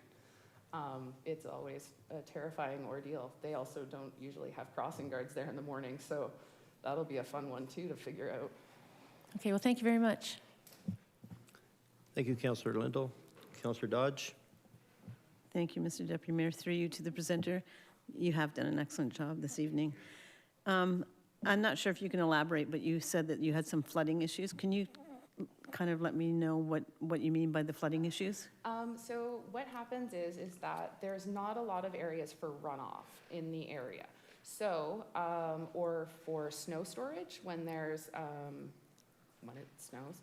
So a lot of it gets pushed over to the parking lot there. And then it sits there and then it slowly drains out. there's not really a flow pattern for it. So as of right now, it seems to fall towards the back to where 367 Geneva is, in that back corner. There is kind of a catch basin there. That one, it gets drained to, and then there's another area that's right beside the housing, where there is a hole. You can all go and see it. It's a giant hole with some wood and there was a pylon. It's been run over and everything else. But that's another area where there's a lot of drainage. When you get to the street, it often pools up along Geneva Street. So when you're walking, and apparently there's going to be a lot of pedestrian footage, walking around and using bikes, which that alone I don't understand, because those streets, we can't even agree about cars, and we're supposed to agree about people using bikes. I don't understand. But again, so that edge, it fills up quite a lot. You end up covered when you try to do your groceries on a rainy day because you think there won't be a lot of people out and you try to sneak out and do it. It doesn't work. Okay. Thank you. And thanks for coming this evening. You're certainly heard. We're glad to hear from you, and we're glad you took time to come up tonight. And thanks for waiting for council to meet. Thank you. Seeing no other questions, thank you very much again. You did a good job. Great. And now I'll call Gail Blake, please. Reminder to people who are speaking, make sure you speak directly into the mic so that our people at home can hear you.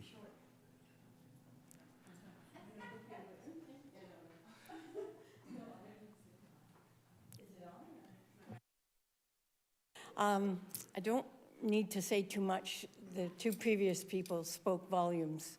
I don't know a lot of the facts. I know I live on 196 Scott Street, and I think there's another fella from my building, and he's going to get up and talk. But what I've observed, this is what I'm talking about. You come out of our building, and we're down a bit. Well, we're right on the park. I look at the park in my balcony, and I know that at certain times of the day, like from 3 to 5 every weekday, and on the weekend, you have lots and lots of people from Geneva Street to the park, full, waiting to get on Geneva, waiting. And it's very difficult to turn left. It's often tricky. We don't have a light there. So it's a challenge, you know. And I'm not as young as I used to be. I know I used to be a lot younger, but and to run, even at the light doesn't give you much time. And the handicapped, I did notice one thing. I am now having a permit for handicapped because I have a problem with my feet. And in this new development thing, they've only got 4 handicap spots that I've noticed. And I've noticed that all around town, that there's not enough handicap parking, even at the development Dunlop Center. But that's about all I can say. Does anybody have any questions? It's just my observations, what I've noticed as a resident on Scott. No? Okay. No Thank you so questions? much for hearing me. Thank you, Gail. Now I'll call Mr. Andy Suter. I hope I pronounced that name last, or your last name properly.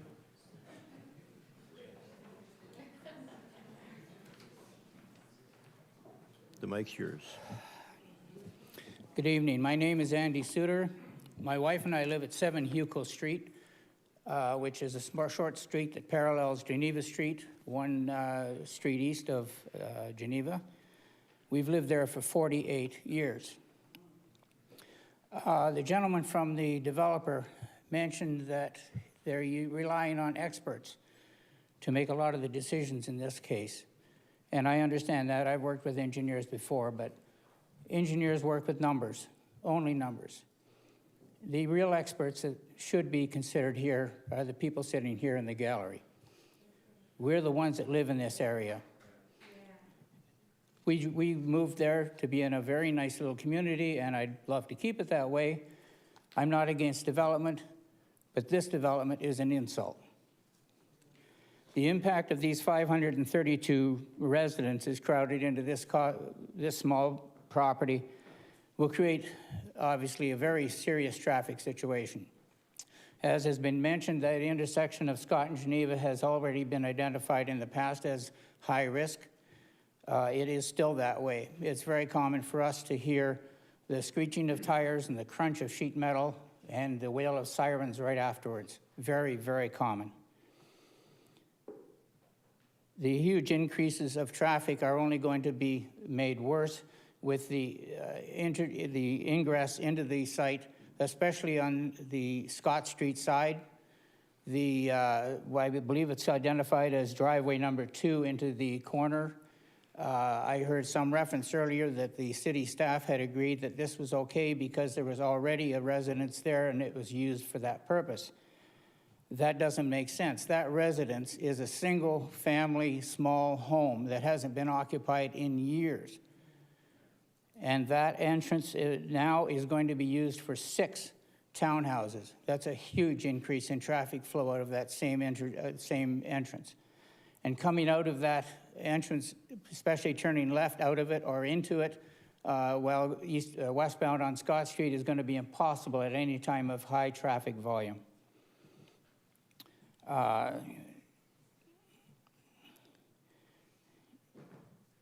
The idea that a 15-story and a 13-story building are compatible with the area surrounding that site is ridiculous. The buildings next to it are 10 stories. A 15-story building beside a 10 is hardly compatible, a 13 the same way. This is not compatible, this is overwhelming.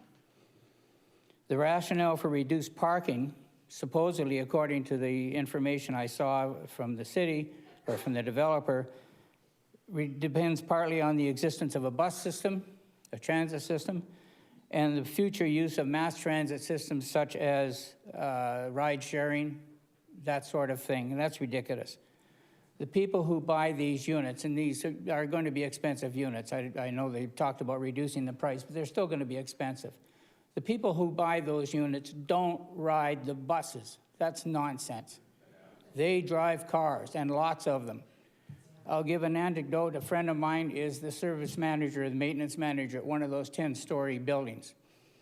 And I raised this issue with him. He told me that in his building, a lot of the people are my generation. They're moving away, and they have one vehicle. The younger generation moving in to replace them have 2 vehicles. And their parking lot is absolutely jammed. They're overwhelmed with, they have no more parking. And this idea that, you know, the average ownership of vehicles in St. Catharines is 1 point something per person, not from my experience. It certainly is not. One thing that I was missing or was missed in the traffic flow numbers from the proposal is the traffic flow during school hours. There was no mention of that. During school hours in the afternoon when school is released, the traffic westbound on Scott Street will jam up as far as 1 kilometer east or west of Geneva Street. And I know that for a fact. I've been caught in it several times, and trying to get through that intersection is impossible. And not only that, it results in people who are eastbound on Scott Street trying to turn left to go northbound on Geneva, can't do it because the traffic's all jammed up. So they go screaming down some of the side streets, and that's the problem right now, and it's only going to get worse. And trying to turn left into what is driveway number 3 off Geneva Street is the same problem as the one on Scott Street. They're trying to turn left there. There's no left turn lane at that point. There is further down towards Scott Street. Trying to turn left there at high traffic volumes, you're going to block up traffic on Geneva, and you're going to block up traffic on Scott Street. The only solution to this, in my opinion, is to reduce the number of units in this development. Thank you. Any questions from council? Seeing none, thank you very much, Mr. Sudi. Thank you. And now I will ask Larry Corner. I hope I pronounced your name accurately, sir.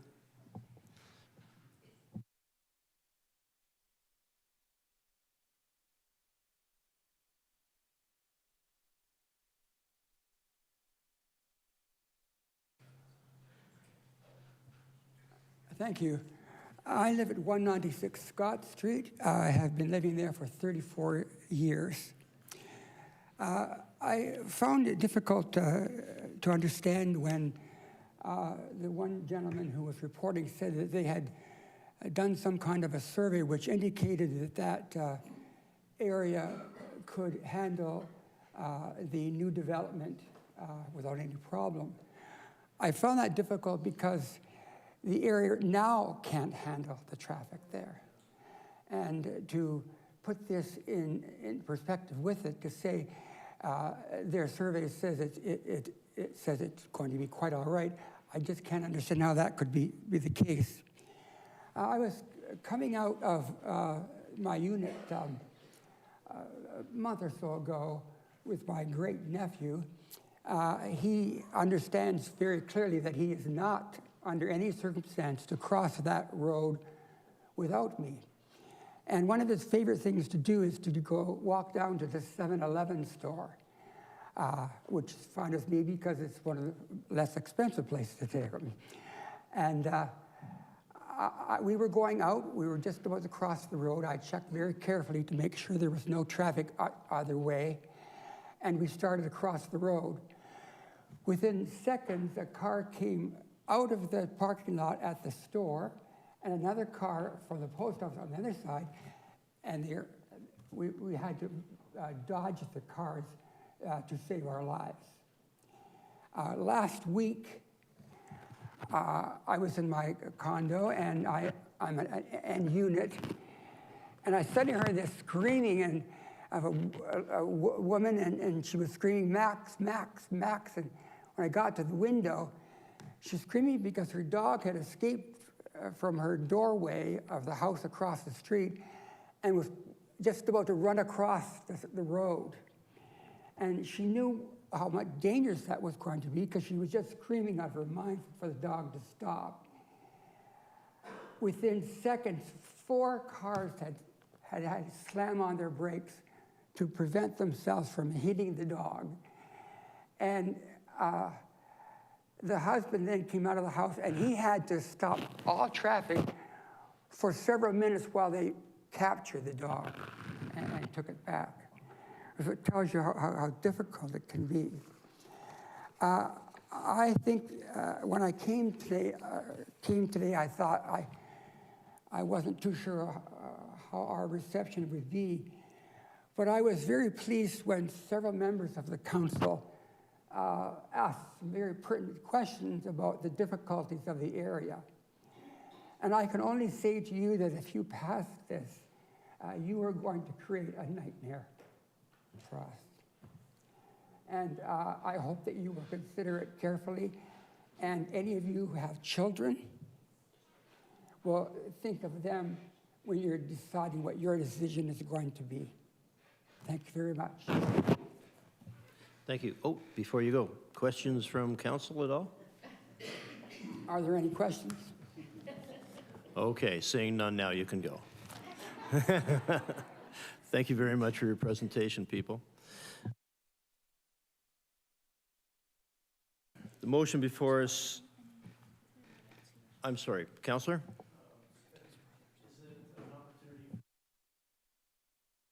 Yes, I was just going to do that. Thank you, sir. Is there anyone else in the gallery who hasn't spoken who would like to speak? Great. Thank you, Councillor. Come ahead. Please identify yourself at the mic. Is there anyone else other than this gentleman? Okay, go ahead. Hi, my name is Nick Baxter. I live at 5 Hugo Street. Sorry. Okay. 5 Hugo Street. So, yeah.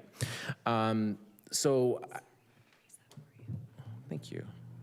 The one thing that I think I just want to touch on that hasn't been talked about a little bit is the culture of the area. And I'm someone that grew up in Niagara. I'm from St. Catharines. I've lived only 5 minutes away from that area my entire life, and then moved only 5 minutes away from my family.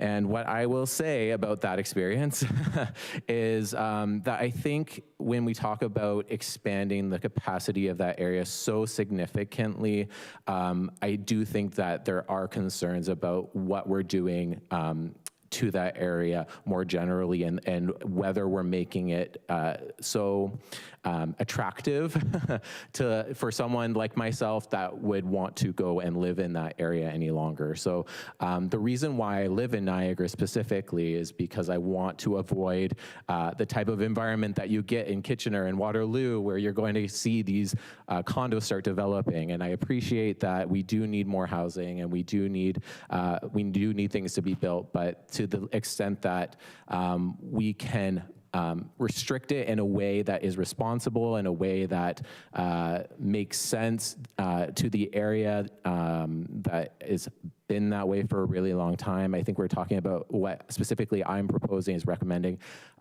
just minimizing the amount of units to less than 532. I was also at that Zoom meeting where I think 360 was also quite excessive, but I would be recommending minimizing it substantially lower than that. And I would also be suggesting that if the council were to pass this, there would need to be some sort of plan put in place to deal with the consequences of the decisions that are made, such as the parking runoff, because I think, as we know, that when this gets passed, it is going to absolutely have an impact on anyone driving in and out of there during school hours, during rush hours. It's just going to be a problem for us moving forward. So those are my comments. I think just someone of my age, I want to impress upon you that it makes sense to think about how why people want to live in Niagara, and it isn't necessarily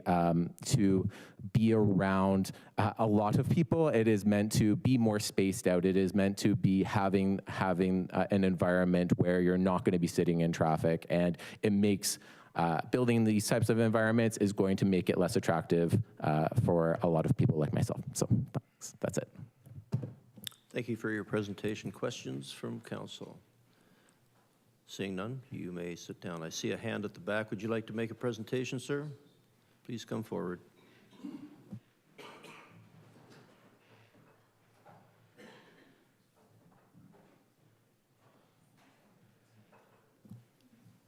Please state your name and address, please. Name is Bruce Belfay. I live on 196 Scott Street, which is the last of the small condos before you get towards, as you're heading towards Lake Street. My comment, if it hasn't been covered already, I would like to talk about pedestrians, because there's been already discussions about and illustrations about how hard it is to get in and out of traffic as you're leaving your units. To think that if you add all those additional cars, whatever that may be, is going to be okay, I think is, you may fool yourself by saying it's okay, but I don't think you're fooling a lot of other people, because we live there and we see what the impact is. So an illustration, this week I'm going east on Scott Street, heading towards Geneva. I'm heading down Scott Street. When I got to the lights, we had to stop because there was a pedestrian crossing from the east side to the west side of Scott Street at that intersection. When that person was crossing, everybody stopped. So whenever there's somebody crossing the four ways at that intersection, Scott and Geneva, all the cars have to wait until that pedestrian or pedestrians pass. Further on down, as you head east down Scott Street, there are at least 2 or 3 elementary schools on your left-hand side, which means there's school buses in the morning and there's school buses in the afternoon. That, we already know what happens when a school bus stops, everything stops. When you add a lot of cars, it's just congestion. There's just so many that it hits a critical mass, and it's just gonna screw everything up. What about in the morning, there are guards who help the children cross those streets. So who has the right of way? Is it a car, is it a light, or is it one of those fellas or ladies that put up the stop sign and the kids cross the street? It's gonna be chaos. It's gonna, so whether you have those or not, whether you introduce X number of people in that area, that's not what I'm talking about. I'm just talking about plain common sense. The traffic is gonna be crazy. And we are the ones that live there. We're the ones that have to deal with it day in and day out. I know my condo and other condos have seniors who have to deal with that. You get somebody who is maybe a bit nervous, he or she, but they're a senior and they have to get into that traffic. I don't know what's going to happen to them, whether they will or won't, whether they do or don't, whether they can do it skillfully or not, with all that people, all that pressure. I heard the phrase, under consideration. It's a phrase that's kind of comforting. Yeah, that's under consideration. But anything that's under consideration can come up in one of two areas, either a good decision or a poor decision.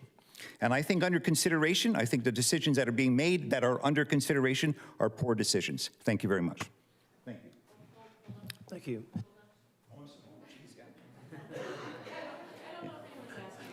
Does that mean you have a question, Councillor Lindell? Okay, I was right the first time.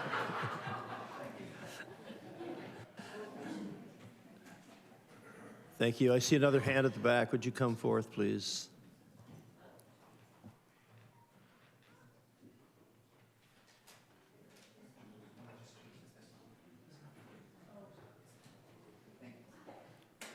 Please identify yourself and your address at the mic.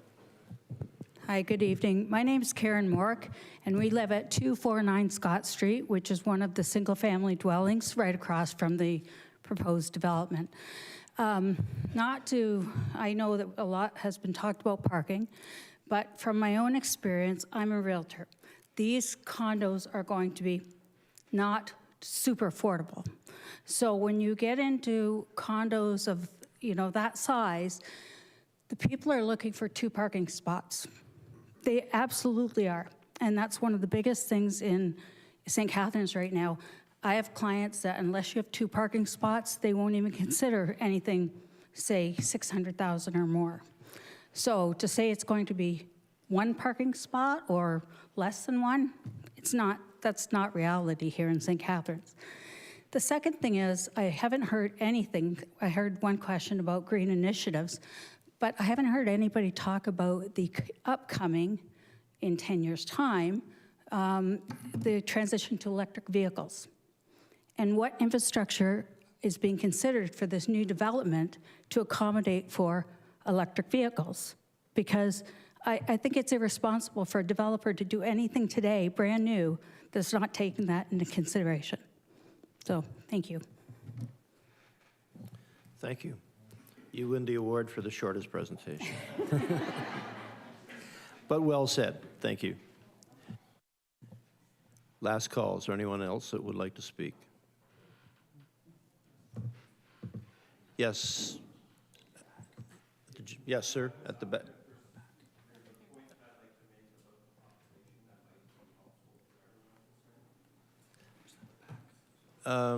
Before you do that, I'm going to allow you to do that.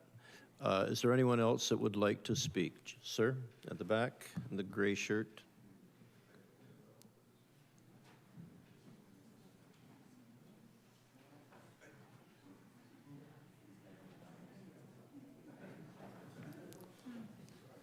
Please identify yourself and your address, sir. My name is Elvin Issa. I live at 14 Hugo Street.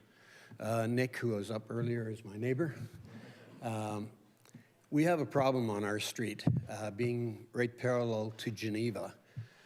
When people are coming down Scott Street, traveling west, they get to the intersection and they see the light change, or there's been an accident there. They come down Hugo Street, and they're trying to beat the traffic and the speeds. And they now put a sign 40 kilometers an hour on our street. Why is that? It's because everybody punches it, and it's like 80 kilometers an hour down our street. It's ridiculous. And that's just going to increase with that traffic, people avoiding that condo building up the road. So I'm afraid, my grandchildren are all grown up. I used to run out to the street to get people to slow down, and for fear for my grandchildren. And Nick and his wife, they walk their dog down our street. There's all kinds of people walking down our street all the time. Why are they walking on Hugo Street and not on Geneva? For fear. The traffic is so ridiculous as it is, never mind increasing it. Thank you for your time. Any questions? You beat me to it. Thank you. Is there anyone else that would like to speak? I'm sorry, you can just speak once. I saw that. That's okay, come on up.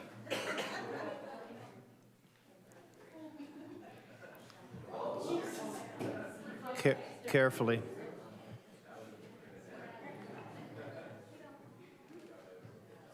I hope you can read her writing. Go ahead, Gloria identify Barclay yourself, please.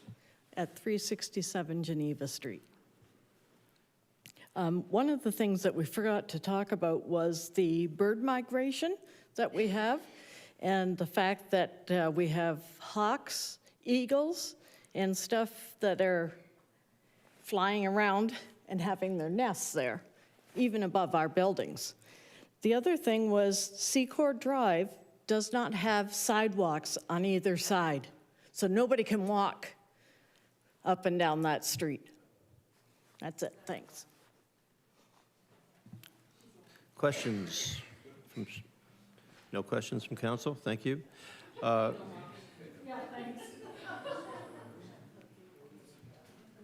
Okay, it's not the norm for the representative to come back to council, but I've checked with our clerk and said it's at the discretion of the chair.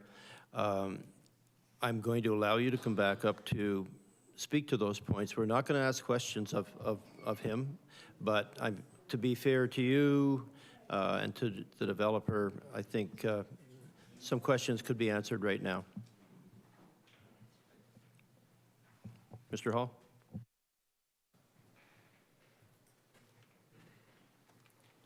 Thank you, Deputy Mayor. I appreciate it. I'm only going to give a point of clarification. I'm not introducing any new information. As far as the number of residents, one of the previous speakers talked about 2,500. I just wanted to provide clarification for everybody. The current household sizes for the units that are proposed in this development in St. Catharines in 2021 would be about 800 to 900 people, based upon the mix of 1, 2, and 3 bedroom units. And that's Stats Canada data. So it's not projection, it's 2021. So I think it's important for everyone to know we're not talking about 2,500, we're talking about less than 1,000. And I will take the opportunity just to clarify, for the previous speaker, usually there's about 30% of the spaces are roughed in for EV vehicles, and then there's the potential to expand that as EV vehicles become more popular. So it's not that they're going to be left without power. That can be accommodated. Thank you. Thank you.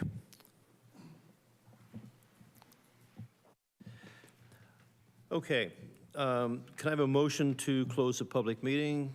Councillor Lindahl, seconded by Councillor Garcia. Thank you. The motion in front of us, that council close the public meeting respecting Planning Act public meeting recommendation report applications to amend the zoning bylaw 2013-283 and the Garden City Plan, subject lands of 240 Scott Street, 387 and 389 Geneva Street. All in favor? Raise your hands, please, of closing the public meeting. Declare the public meeting closed. Always wanted to do that. Persons wishing to receive notice of council's decision should submit a written request to the office of the city clerk. Is there a councillor who would like to move the recommendation in the report, please? Councillor McPherson, thank you. Can I get a councillor to second the recommendation in the report? Councillor Harris, thank you. Recommendation, and it's a long one, to the official plan, that council approve an amendment to the City of St. Catharines official plan, the Garden City Plan, for the lands described as Lot 2 and part of Lot 1, registered plan number 310 and part of Lot 1, registered plan number 372 and part of Lot 1, registered plan number 517 and part of Lot 17, concession 4. Geographic Township of Grantham, now in the City of St. Catharines, Regional Municipality of Niagara, known municipally as 240 Scott Street and 387 and 389 Geneva Street, as follows. A, that Schedule E1 North Planning District be amended to redesignate the lands from low-density residential to high-density residential as identified in Appendix 6. And as far as the zoning bylaw, that council approve an amendment to the City of St. Catharines zoning bylaw 2013-283 for the lands described as Lot 2 and Part 1, part of Lot 1, registered plan number 310, and part of Lot 1, registered plan number 372, and part of Lot 1, registered plan number 517, and part of Lot 17, concession 4, geographic township of Grantham, now in the City of St. Catharines, regional municipality of Niagara, known municipally as 240 Scott Street and 387 and 389 Geneva Street as follows. A, that section 15.1, Schedule A, brackets A8, zoning maps be amended to redesignate the lands from local neighborhood institutional L1 to high-density residential with special provision 172, brackets R4-172, as identified in Appendix 8, and B, that Section 13.1, list of special provisions, be amended by adding special provision 172 as outlined in Appendix 9, and that the mayor and city clerk be authorized to execute the necessary bylaws to give effect to council's decision, and that the notice of decision required by the Planning Act, RSO 1990 CP 13, as amended, be processed by staff, and that upon expiration of the appeal period, staff be directed to forward any appeals to the Ontario Land Tribunal for consideration and final approval, and further, that the clerk be directed to make all necessary notifications. Questions from council to staff? And we have lots of them. First off the mark, Councillor Townsend. Thank you, Chair. Through you to the Director of Engineering Transportation. Wonder if you can comment on the in and out access and the concern that we've heard for safety, and there's been a lot of discussion around that. Just wondering if you can comment on if perhaps Excuse me, Councillor, could you speak up just a bit, please? Sorry about that, Chair. Through you, Chair, to the Director of Transportation Services, I'm wondering if the Director could comment on the in and out access on site, and if the city does see any concerns in and out, or B, if there's alternative in and out accesses on the site. Through you, Mr. Deputy Mayor, to the Councillor. Staff did look at the traffic impact study that was done for the development and are generally in agreement with the results of the study. I just want to emphasize that Scott Street and Scott Street and Grantham are two, Geneva Street. Scott Street and Geneva Street are two arterial. Okay, it's okay. Everybody makes mistakes. Are two arterial roads which are higher class, are two of the higher class roads that are within the city, which are designed to carry a high volume of traffic across the city. That's what the streets are designed for. So there is significant volume and significant potential conflicts on these types of streets, and the results of the traffic impact study were in alignment with what would be expected for this type of road. In terms of access in and out of the sites, we would expect that because of the added traffic, at certain times of the day, there will be additional delays for accessing the road or accessing the site, but that is because of the additional traffic that is being accommodated by the streets. However, the traffic is within the limits that would be expected for these types of roads. Thank you for that. Chair, do you want us to hold off on closing remarks? Are we doing questions first, or can we make a comment on? I would prefer each councillor speak once, so if you want to have closing remarks, go for it. We've heard a lot tonight in the public meeting. I would just say in 2022, I knocked on a lot of doors on Huco, Logan, Bonavin, Scott, and Geneva. And time again, I heard from the residents who were concerned about the development that was happening. And I made a promise to each and every one of them that if they were not satisfied with what would be going in, that I promised that I would support the communities and the residents' decision. So tonight I'm going to not support this, and I'm going to vote on behalf of the residents who put me here. So I will not be supporting this. Thank you. Thank you. Please do not applaud. Councillor Lindell. Thank you, Mr. Chair. Through you to city staff. Can you tell me when the last time traffic studies were done on the secondary roads, Sherman, Benson, Huco, in and around there?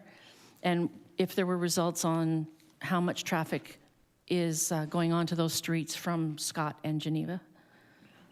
Through Mr. Deputy Mayor to the councillor, I'm sorry I don't have that information available to me right now, but I could get you that information. Yes, please. And to add to Councillor Townsend's question, when they did the traffic study at Geneva and Scott Street, did they take into account the 600 different units that would be there and like them coming right out at those intersections to leave during the day and at peak hours? Was that something that was under consideration? Through Mr. Deputy Mayor to the councillor, the traffic impact study would look at what the proposed impact of that development would be on those streets based on the design that was submitted for review by the city. And when was that traffic study done, impact study? I would have to ask the planning staff to provide that information. Through the chair, the traffic impact study that was submitted after the units increased was completed in June of 2023. That is the date on the front page of the report. That's not the date all of the traffic data was taken from, but that is when the report was completed. Okay, and my other question was, one of the presenters mentioned flooding in their units. Has that been a concern with a lot of different, or in their homes? Has that been a concern in that area a lot? Do we know? Through Mr. Deputy Mayor to the councillor, I am not aware of the flooding concerns that were being expressed by the residents. There has been flooding in that part of the city previous. However, I'm not sure what flooding they're referencing. I'm going to echo Councillor Townsend on this. I've been at that end of the city at peak hours, and the traffic is absolutely insane. I've seen people who have almost been hit. I can't see how all of those units can not affect how bad the traffic is in that area and how many more accidents could be had at that point in time. My other concern is the size of the buildings next to all of those residences, those single residences. I would wonder if the developer would be open to maybe lowering back to the 300 and some odd units that they had asked for originally. And if that's the case, we do need housing, and there is no doubt about that. But I don't think that this is the type of development that we're going to need in that area at this time. Thank you. Thank you, Councillor Lindell. Councillor Garcia. Thank you, Mr. Deputy Mayor. I have a couple of questions of staff through you. First of all, I wanted to ask about I'm very concerned about the reduction of parking that's being asked for, but over and above that, there is a discussion of the parking stall size.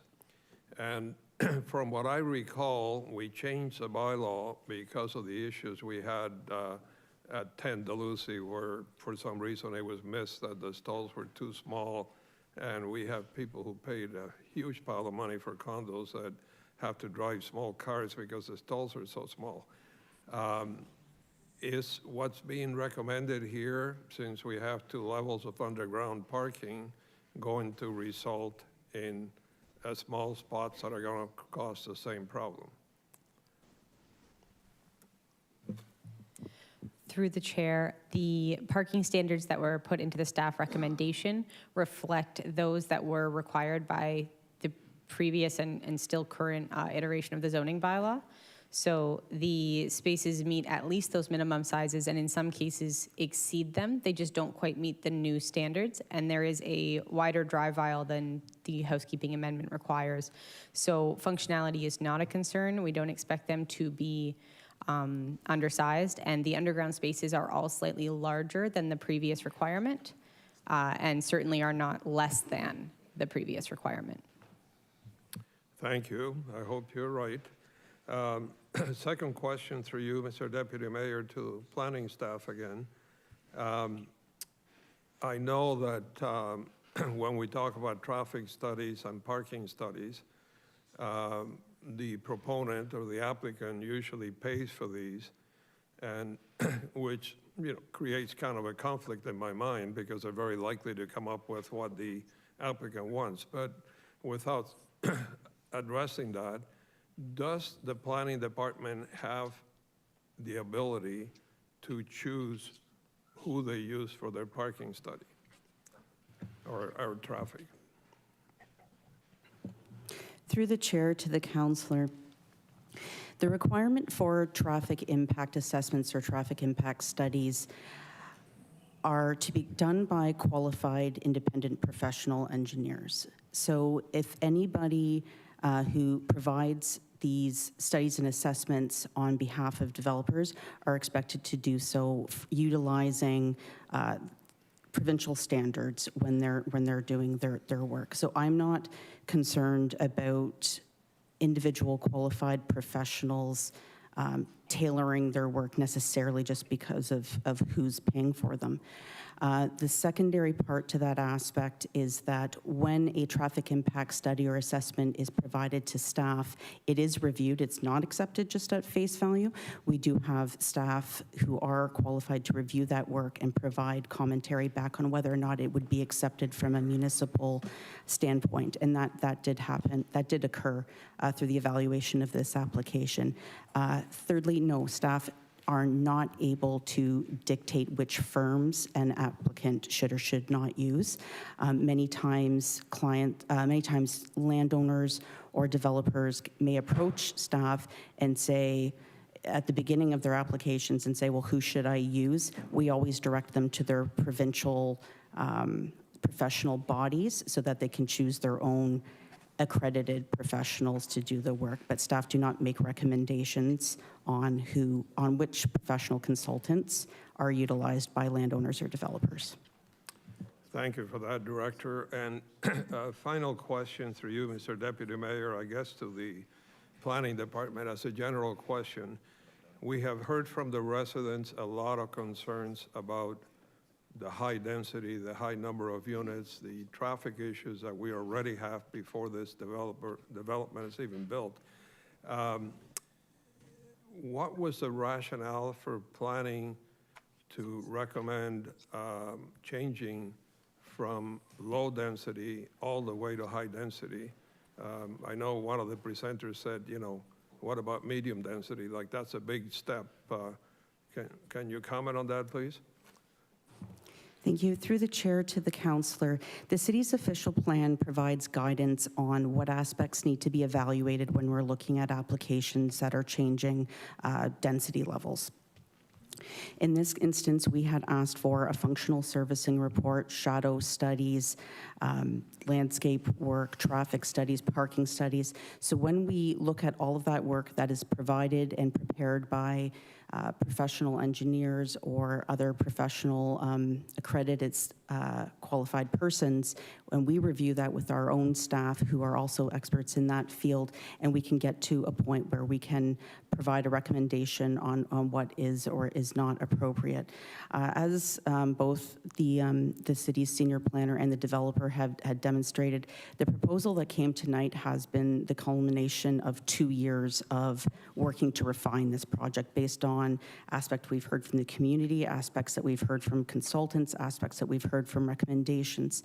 Typically, when we hear things like it's a height issue, then we look at redistributing units on the lot. Right now, when we look at our official plan map for this property, the lands to the west and south are all designated high density already. The property is located on 2 arterial roads, both of which have bus service and dedicated cycle lanes and sidewalks on both sides. So when we look at traffic demand management as a way of supporting minor reductions in parking is all how we were able to get to a recommendation to support this application. That's a very quick way of trying to summarize the last 2 years of work and the staff report that's before you this evening for consideration. Thank you for that, Director. Through you, Mr. Chair, I really have a concern about parking. I agree with the one presenter that said that it's very likely that at the price that these units are going to be sold, every owner is going to have 2 vehicles. I think the development is too large, even though, as Councilor Lindell said, we need housing, but I don't think we need anything as large, and I don't think we have enough parking, so I will not be supporting this.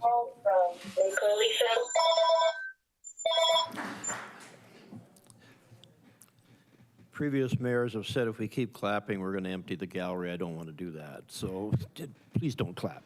We want to get through this, please. Councillor McPherson. Oh, I'm sorry, Councillor McPherson. Councillor Kushner has been waiting very patiently. If you don't mind, I'm going to let him go first. Go right ahead. Thank you. You'll be next. All good. Councillor Kushner. Thank you, Mr. Chair. I have 2 questions.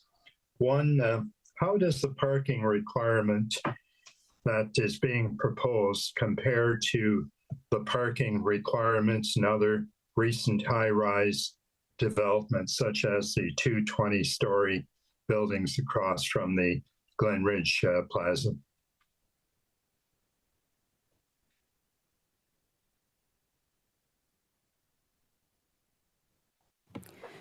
Through the chair to the councillor, we'll have to look up what that parking rate was for that property, but generally they range in the city everything from, say, in the downtown for 0 required parking, and I think our maximum for high density is 1.25. 1.25 in other areas? Yes, through the chair. In our downtown urban growth center, we have a minimum of 0 required parking spaces, up to a maximum of 1.25 parking spaces in other areas of the city. And again, every time we look at a reduction from that, we use the same lens that's spelled out in the official plan in terms of transit, traffic demand management aspects around traffic, cycling, and other types of active transportation infrastructure. Have we had problems in the other ones that have 1.25? Through the chair, I'm not immediately aware of any traffic problems we're having from other high-density developments at this time.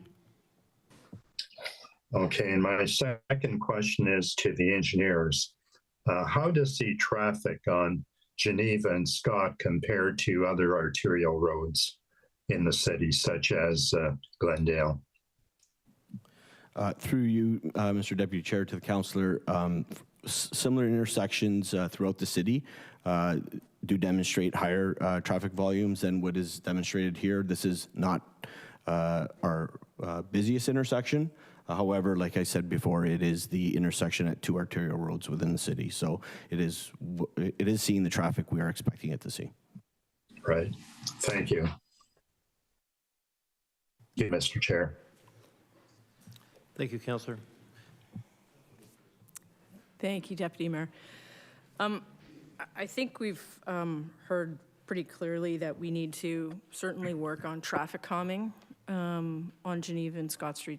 I would add probably across the entire city, as someone who does not drive, but does walk a lot, does ride a bike.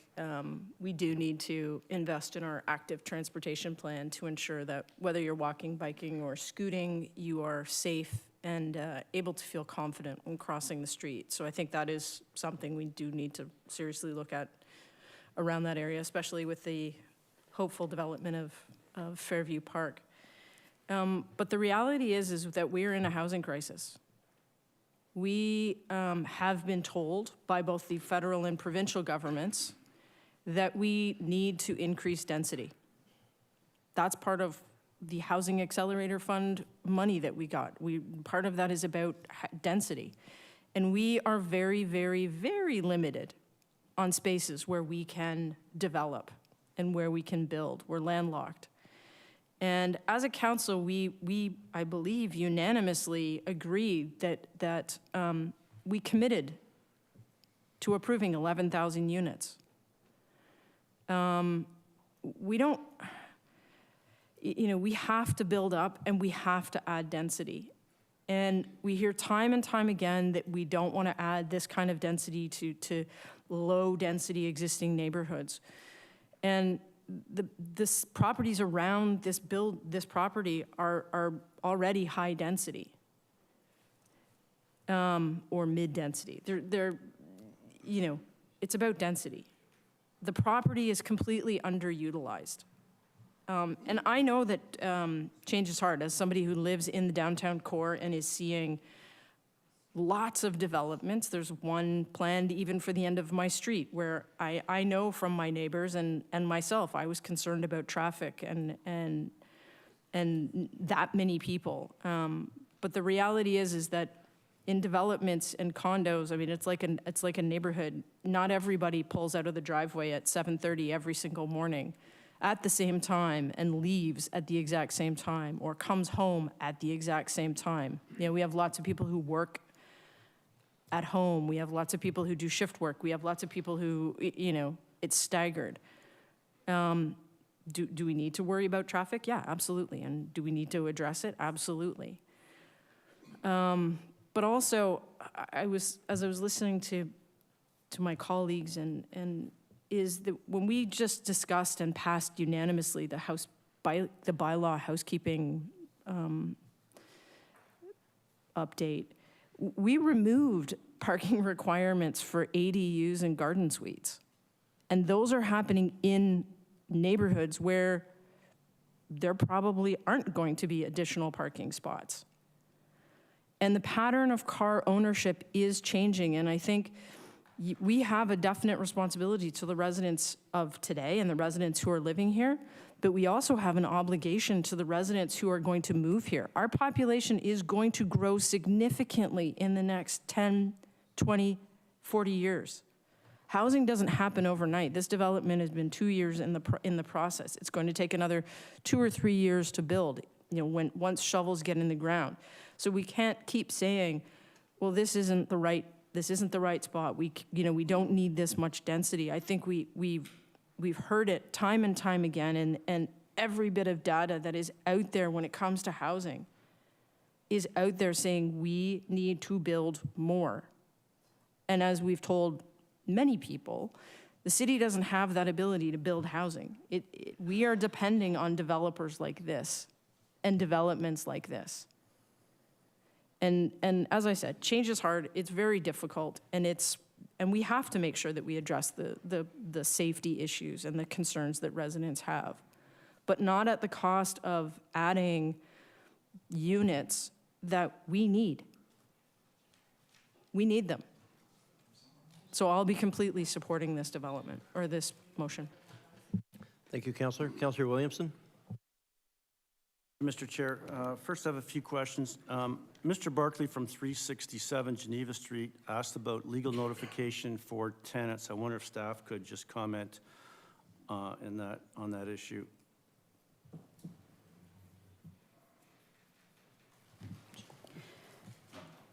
Through the chair to the councillor. So under the Planning Act and the associated regulations for notice must be given to landowners of record within 120 meters of the property.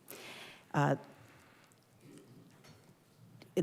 does include landowners, homeowners, and condominium unit owners, because they're all separately conveyable lots, and those separately conveyable parcels or legal descriptions. That's the data that cities actually have for taxation and other records. We typically expect but cannot require apartment parcel owners to post. We typically expect them to, but we can't compel them to post notices in their lobbies or their laundry rooms or such. The reason why cities can't individually contact tenants is because there's no administration in place for us to have tenant rosters. Tenant rosters for apartment buildings change monthly. and there is no legal requirement nor administrative capacity for a city to be constantly on top of apartment rosters. So that's why the legislation is such that notice be provided to landowners, and it's expected that landowners provide that notice to their tenants. And no, it's not always done, which is unfortunate, but that's the expectation of the Act. And I can confirm that the city's notice requirements have been done in accordance with the Act for this application. Thank you. Do we go above and beyond that, though, to get the message out? I mean, there's notices in social media and traditional media? Through the chair to the councillor, we've had a series of open houses on this matter. People who have wrote in and requested notice get notice as well, and there have been signs posted on the property. So for people who are walking by or driving by, they can see notices on the property to learn more about when the public meeting is and such. We've had online and in-person open houses, and the application materials are also available online. Thank you for that. And that is a bit of an obstacle to communication. And those of us who have tried to knock on doors or to communicate with people in apartments during election campaigns, sometimes there's gatekeepers and they don't allow you in, which is unfortunate. To the issue of the parking reduction from 1.25 to 1.5, and then which results from it going from my read is 665 to 612, and then further reduction in the size of the actual stalls to the newer standard that we had hoped to implement. What would the difference be in terms of how many spots would be, would there need to be if it was done at the larger size lots, larger size parking stalls?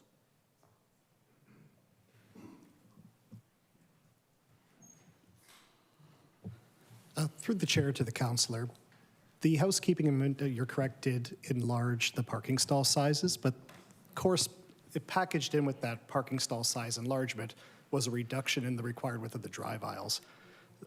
We did look at the plans that were provided by the applicant, the preliminary drawings for their underground garage. They have drive aisles that are significantly wider than what we would require now under the housekeeping amendment. So we're in a situation where their stall depths are, as currently shown, are a little shallower, but that space is made up with a wider drive aisle. If we were to apply the current standards, I don't expect that any significant number, if any, of the spaces in the underground garage would need to be removed. It would more be an exercise of taking space away from the drive aisle and adding it to the stalls. All their spaces in the underground garage are generally next to columns, so they're all wider already. So again, that's why we wouldn't expect any stalls to be lost in the underground garage if we were to apply our new standards. There might be a loss of a few spaces on the surface lot where we don't have the columns because our spaces that aren't next to columns do need to be a little bit wider now. But as the applicant mentioned in their presentation, they do have, if the surface spaces did have to become wider, they do have area. It would result in a bit less landscaping, honestly. But they do have the space to make up that shortfall at grade, but it would be more surface parking and less landscaping to make up the difference. Thank you. Through you again, Mr. Chair, just to clarify, so the width is not being compromised on the parking stalls? My understanding is all the parking stalls in their underground structure are 3 meters wide. Our new standard is only 2.75. Sorry, through the chair to the councillor. Thank you. And then we had the real estate agent who talked about the fact that people who are buying this size of unit are going to be more inclined to have more than a single vehicle. And as well, she mentioned about electric vehicle capacity for having the infrastructure. Was this talked about, and do we need more actual space if we're going to install the equipment necessary for charging vehicles? Through the chair to the councillor, we did hear from the applicant that they are providing at 30% of the parking spaces with rough-ins for EV conduit, and should demand require more, that they're prepared to provide that. Sorry, what's the second question? Sorry, Councillor, I forgot the second part to your question. No, you put me on the spot. Oh, yeah, just if there is a capacity for chargers then. I think you answered it. Yes, and through the chair to the councillor, new EV stations don't require a large amount of room. I know what is usually in public space are the commercial charging stations that you see in plazas and stuff like that. That's not the same facility required for residential applications, so there would be able to fit the room for those within the parking stall sizes that council has approved. And through you again, Mr. Chair, the electrical capacity, because I know that they require more, higher degree of service or higher level, higher whatever voltage. That's a consideration. Through the chair to the councillor, yes, the developer will have to make those arrangements with Electra at the time of construction. Thank you. Well, I'm not going to, I got a whole lot of information I could touch on. Yes, we are involved in a housing crisis. That does not mean that we just jettison all our parking standards and not think about the quality of life of residents. And there'll be people who characterize the people here as NIMBYs, and they're not NIMBYs. None of them said that they were adamantly opposed to any kind of development. They were willing to look at a development that was reasonable. It wasn't going to have negative repercussions on the neighborhood. And Council Garcia and I represent the area just on the north side of Scott Street, and I happen to live in that section, so I'm probably the closest person to live there, and I'm going through the intersection at Geneva and Scott multiple times a day. And for the report, I think it suggests that it's likely that there's not going to be spillover parking into that residential neighborhood. Well, you know what? It's not, no new development has the right to use another neighborhood for storing vehicles. That's just wrong, and to suggest that we have, and it doesn't look like there's any safeguards in there, so that's a problem in and of itself.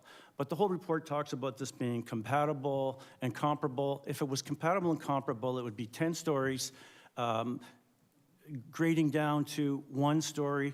I don't know that and the people in the 5-story condominiums on Scott Street, they're going to lose a lot of light, regardless of whatever these shade studies tell you. They're going to lose a good amount of just enjoyment of their property, and you can't suggest that that's not the case. So I'm not going to support this.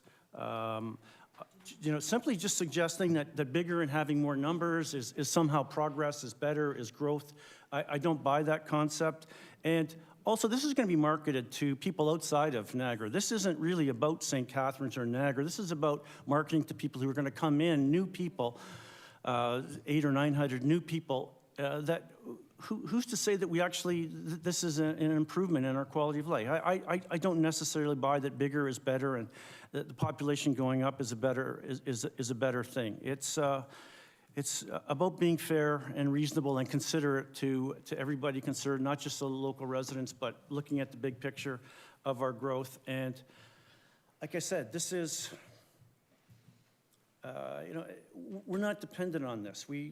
I'm not sure that the report talks about the financial aspects of it. We know that this developer will be coming in asking for community incentive program monies, and I know that the Ford government's changed rules about development charges and all that kind of thing, so I'm not even sure how financially viable this will be and actually add to our tax base, which is the rationale that a lot of people use when they support things. So that's my feelings in a nutshell. Thank you.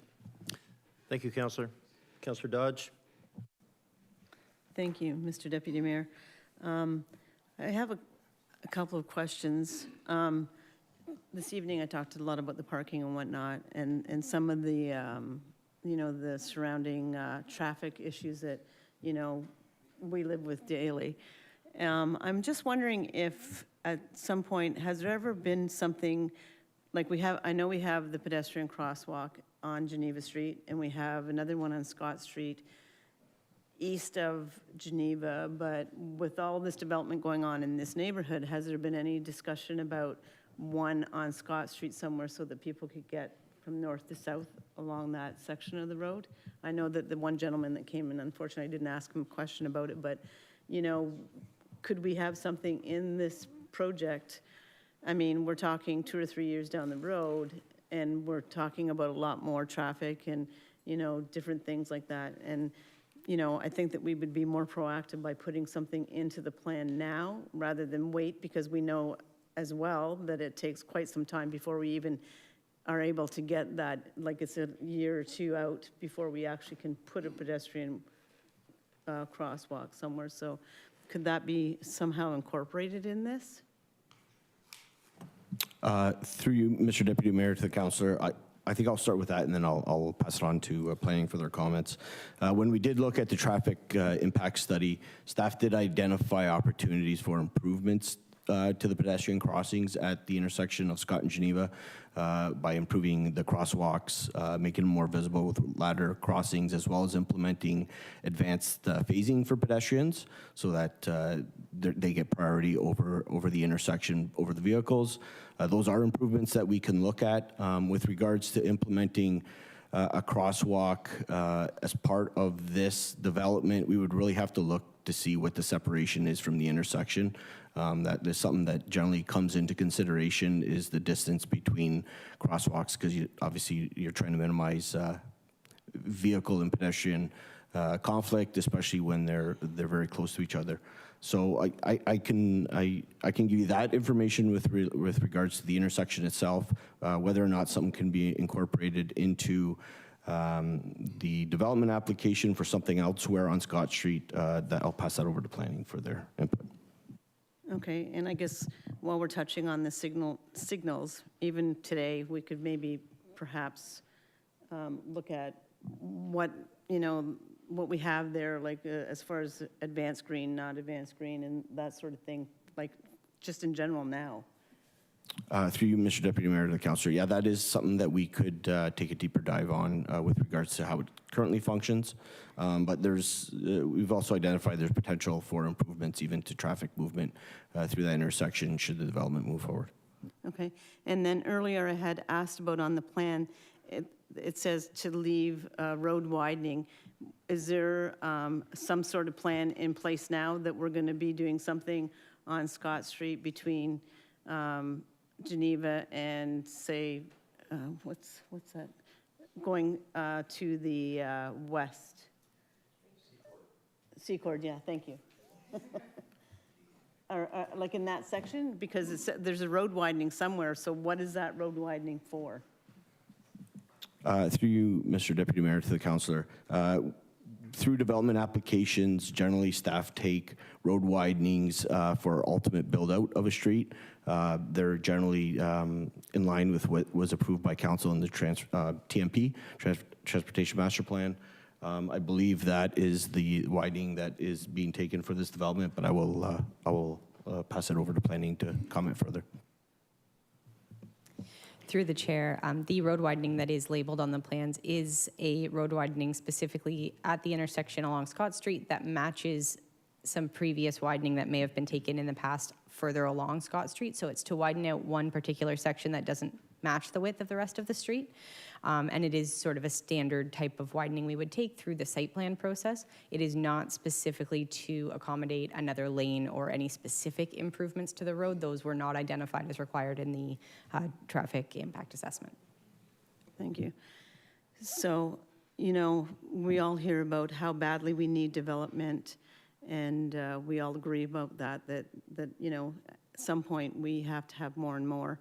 But I also think that we need to be cognizant of the neighborhoods that are already existing, and I think we need to work within that and complement one another when we're building these. We live with each other, and I think that we need to have things that are suitable to the neighborhoods. So for those reasons, I can't support this right now, and I'm hoping that, you know, that the people that have come out tonight and mentioned about all the traffic concerns we have there, I'm hoping that staff will do something now to start to alleviate some of those issues there that can be alleviated. And I know it's not part of this planning thing, but I just wanted to bring that up. Thank you. Thank you, Councillor. Councillor Stevens.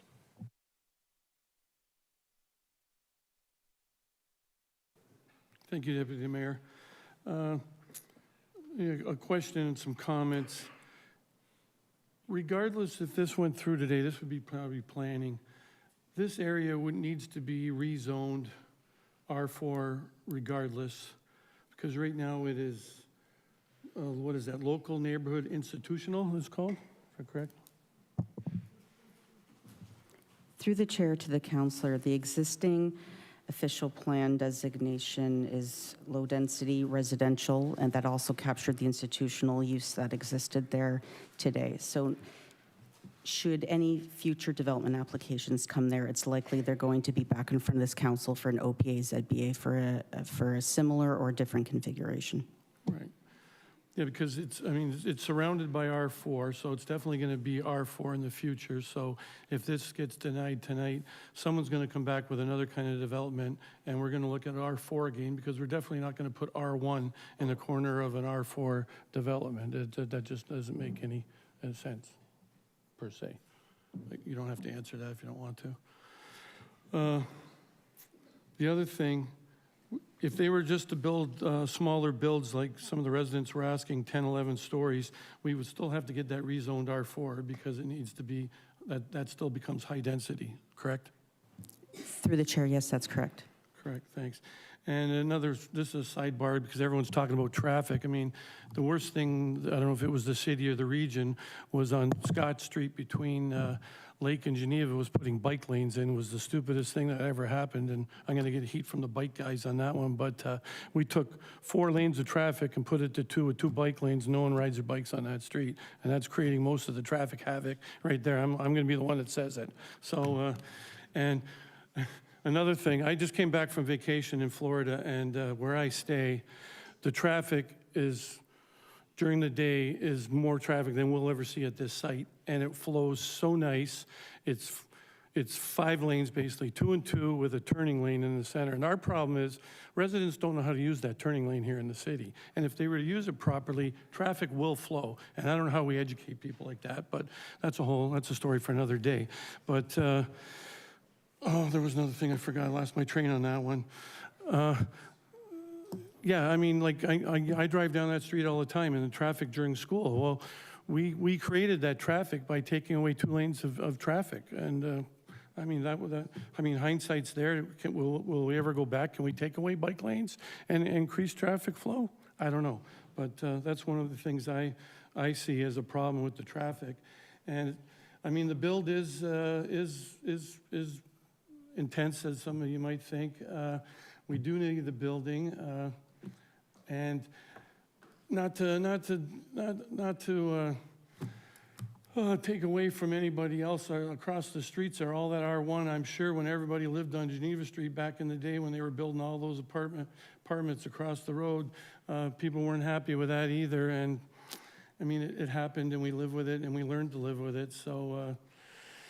Yeah, it's an ambitious build, but as some of the councilors said, like, we need this, we need the housing. We've agreed to do the housing to get federal money, so that's my 2 cents worth. Thank you, Councillor. Councillor Harris. Oh, you gave it to me, Chair. That's better. To the Deputy Mayor, as you can see, Councillor Miller had to leave for an emergency, and I was just wondering if Council would indulge me in perhaps deferring this till the next meeting for a decision. So I'm asking to defer it. I know the public meeting's closed, so I'm pretty sure you should be able to defer it. To the clerk. The council would vote on a motion to defer it to majority to vote. A majority to pass a motion to defer, not debatable, not amendable. Okay. It's 50% plus 1, not 2/3, correct? It's a majority vote. Yes.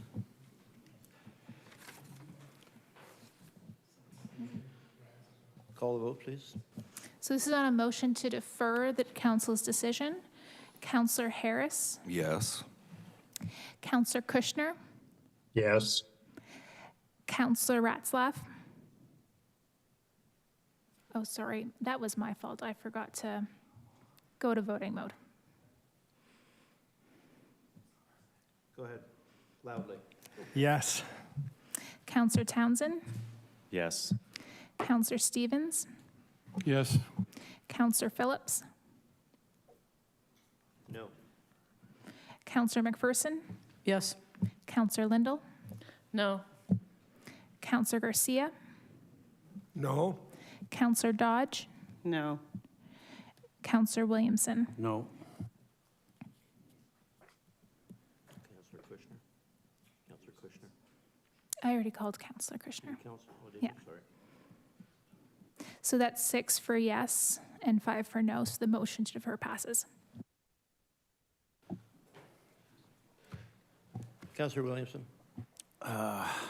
I wonder if the clerk could explain to the members watching on YouTube or TV and in the gallery what that means, please.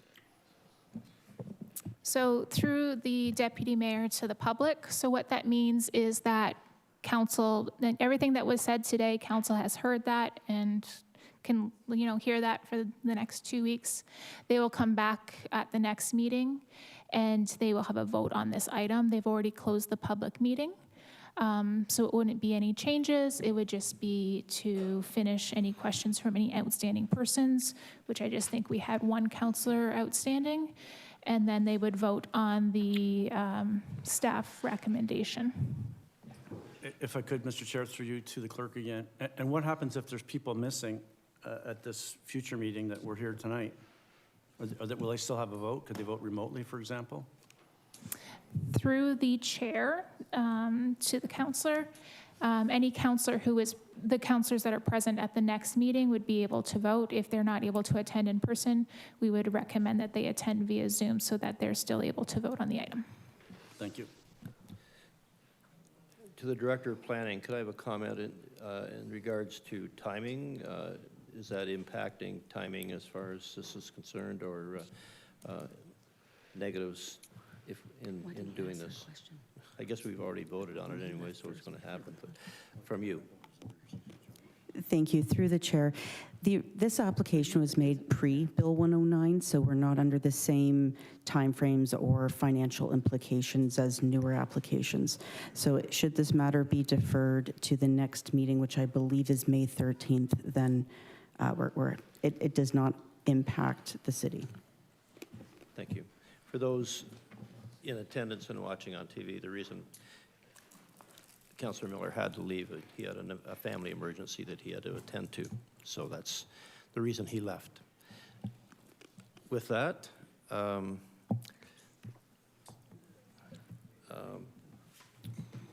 we're closed, we're done. We can't make a decision tonight. I feel sorry. I apologize to the good people who are here tonight. It will conclude in 2 weeks. And I appreciate your input tonight. I guarantee you that, well, you could hear what Councillor said. You were listened to tonight. Bill, Chair? So if they weren't here tonight, they can't vote next. Okay, I'm going to give, What? I'm going to say a 5-minute break, a 10-minute break while the gallery clears.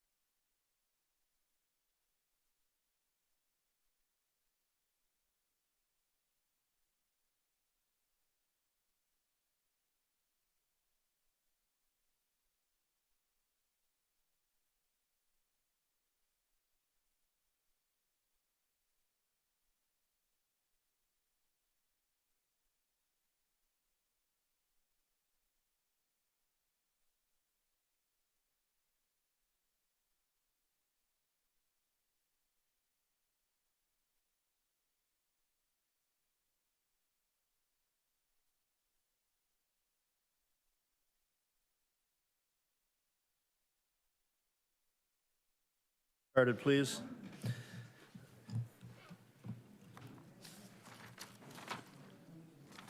Okay, 7.2, Financial Management Services, 24-hour parking restrictions, Lakeside Park parking lot. Notice of consideration of the 24-hour parking restriction, Lakeside Park parking lot has been published in accordance with the city's notice bylaw. The public meeting will proceed as follows. Member of the public wishing to delegate were advised to register at 9 a.m. this morning. No one requested to speak. Does anyone in attendance wish to speak? Seeing there's only one gentleman here. Thank you, Mr. Begas. And the public meeting will then be closed. Council will be able to ask questions and will consider the report recommendations. Public meeting is now open. No one in attendance wishes to speak. Can I have a motion to close the public meeting? Councillor Harris, seconded by Councillor Garcia. Thank you. That council close the public meeting respecting 24-hour parking restriction, Lakeside Park parking lot. All in favor? Aye. Thank you, Councillor Kushner. How could we forget you? Thank you. Public meeting is now closed and council is called to order. Excuse me. Persons wishing to receive notice of council's decision should submit a written request to the office of the city clerk. Is there a councillor who would like to move the recommendation in the report? Councillor Williamson, thank you. Can I get a council to second the recommendation in the report? Councillor Garcia, thank you. And do we have any questions from council to staff? Yes, we do. Councillor Williamson?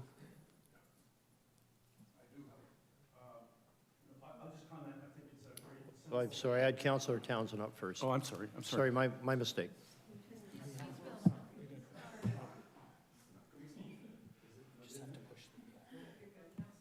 Councillor Townsend. Cool. Okay. We're going to go to Councillor Townsend. Okay.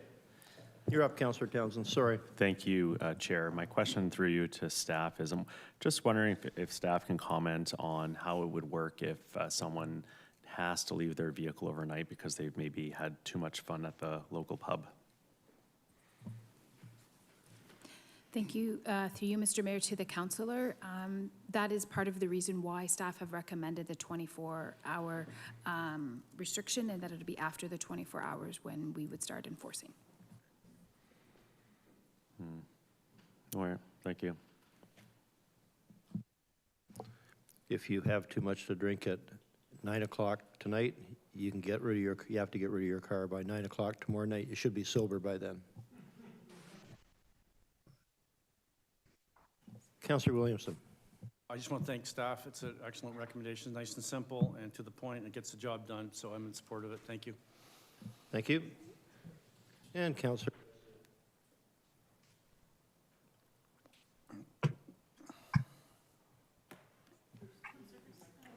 Councillor Kushner, or Councillor Williamson, thank you. It's getting late. Thank you. Thank you, Mr. Deputy Mayor. Like Councilor Williamson, I fully support it. I just have one question of staff, and I'm not sure who I address this to. I suppose maybe Director Douglas, but how did we decide on the $100 penalty? And I'm just wondering whether that is sufficient, because the problem that we have had is people leaving cars there for an extended period. So if I wanted to go away and leave the car there for, if I have a permit and just leave it there for 2 weeks, that's only like $7 a day. Is $100 sufficient? Thank you. Through you, Mr. Deputy Mayor, to the councillor. Currently, the special provision areas penalty is $50 a day, so staff went with the suggestion to double that to $100 for this infraction. Do you wish to make an amendment at all to that, Councillor? No? Okay. Thank you. Recommendation that council authorize amendment to bylaw 89-305 as amended, being the municipal parking bylaw to prohibit parking longer than 24 hours Lakeside Park parking lot. The council authorize amendment to bylaw 2014-67 as amended by being a bylaw to establish a system of administrative penalties to create a new administrative penalty of $100 for parking for longer than 24 hours Lakeside Park parking lot, and that the Port Dalhousie business permits be exempt from this bylaw when business permits are properly displayed so that businesses may continue to operate normally, and that the city solicitor be directed to prepare or amend the necessary bylaws. Any debate, any discussion on this? Everyone seems quite positive. To the clerk, please. Counselor Williamson. Yes. Counselor Garcia. Yes. Counselor Lindell. Yes. Counselor Stevens. Yes. Counselor Townsend. Yes. Counselor Ratzlaff. Yes. Counselor McPherson. Yes. Counselor Kushner. Yes. Counselor Harris. Yes. Counselor Dodge. Yes. And Deputy Mayor Phillips. Yes. And that's carried. Thank you. 7.3, Financial Management Services, Property Management, Stop Up, Close, and Declare Surplus part of Woodrow Street, part of PIN 46352-0231 LT, Realty File 91.190. Notice of consideration to stop up, close, and declare surplus part of Woodrow Street was published in accordance with the city's notice bylaw. Public meeting will proceed as follows. Members of the public wishing to delegate were advised to register at 9 a.m. today. No one requested to speak. The public meeting will be closed, and then council will then consider the report. We'll now commence the public meeting. Does anyone in attendance wish to speak? No, they don't. Can I have a motion to close the public meeting, please? Councillor Townsend, seconded by Councillor Ratzlaff. Thank you. Motion that council close the public meeting respecting the stop up, close, and declare surplus part of Woodrow Street, part of PIN 46352-0231 LT, Realty File 91.190. All in favor, raise your hand. Aye. To close the public meeting. Is there a councillor who would like to move the recommendation and the report? Councillor Lindell, seconded by Councillor Stevens. Thank you. Staff, any questions from council? Seeing none, staff recommendation that council declare surplus part of Woodrow Street, part of PIN 46352-0231 LT, the lands as shown outlined in blue on Appendix 1 attached hereto, and that the council authorize the stopping up and closing of the untraveled portion of Woodrow, part of PIN 46352-0231 LT, and that sections 4, 6, and 7, 4.7, I'm sorry, that sections 4.6 and 4.7 of bylaw 2007-309 relating to notification to Niagara Regional School Boards and placing a for sale sign and listing the property on the local real estate board be waived for the lands, and the council authorize the disposal of lands to the abutting property owner, Caronwood Developments, Inc., in accordance with the procedures outlined in the disposal of land bylaw 2007-309 and delegation of powers and duties bylaw 2020-156 as amended by bylaw 2023-115, and further the city solicitor be directed to prepare the necessary bylaws. Any questions, any debate? Seeing none, to the clerk. Counselor Lindell. Yes. Counselor Stevens. Yes. Counselor Williamson. Yes. Counselor Harris.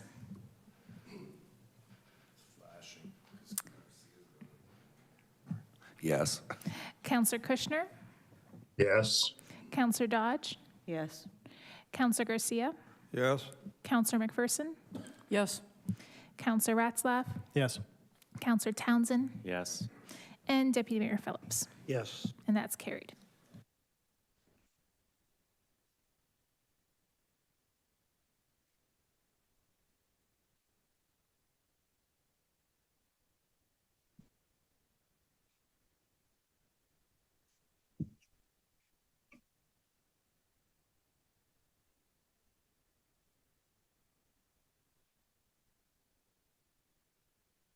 Sorry. Councillor Garcia has asked that 10.2 be brought first to us. Mr. Bekus has been waiting patiently all night, and he'd like to make a presentation relating to this.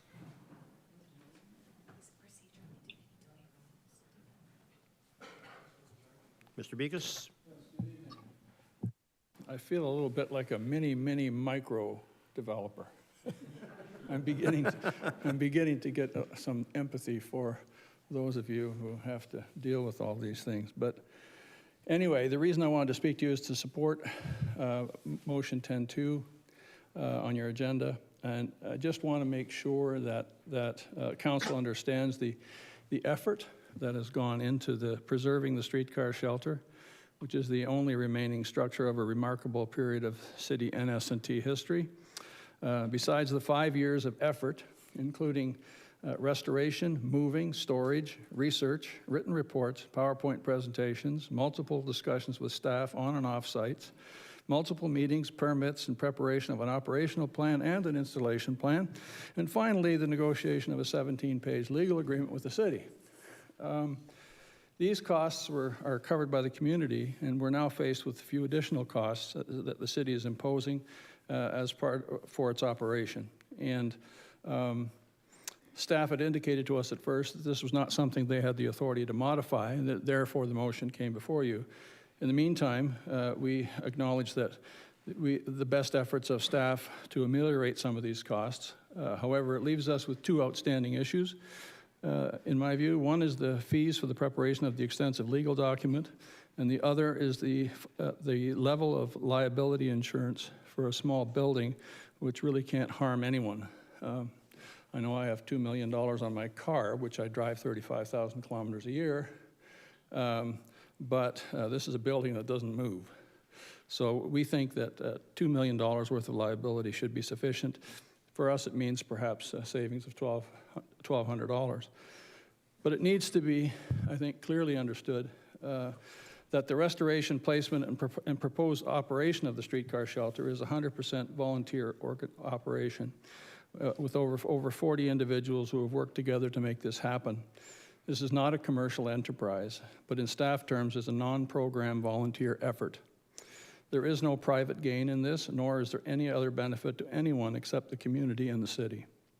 Any potential sales or efforts to raise funds is strictly to help offset the actual costs of keeping it and operating it and showing it off to the public and telling its story and the story of Port Dalhousie.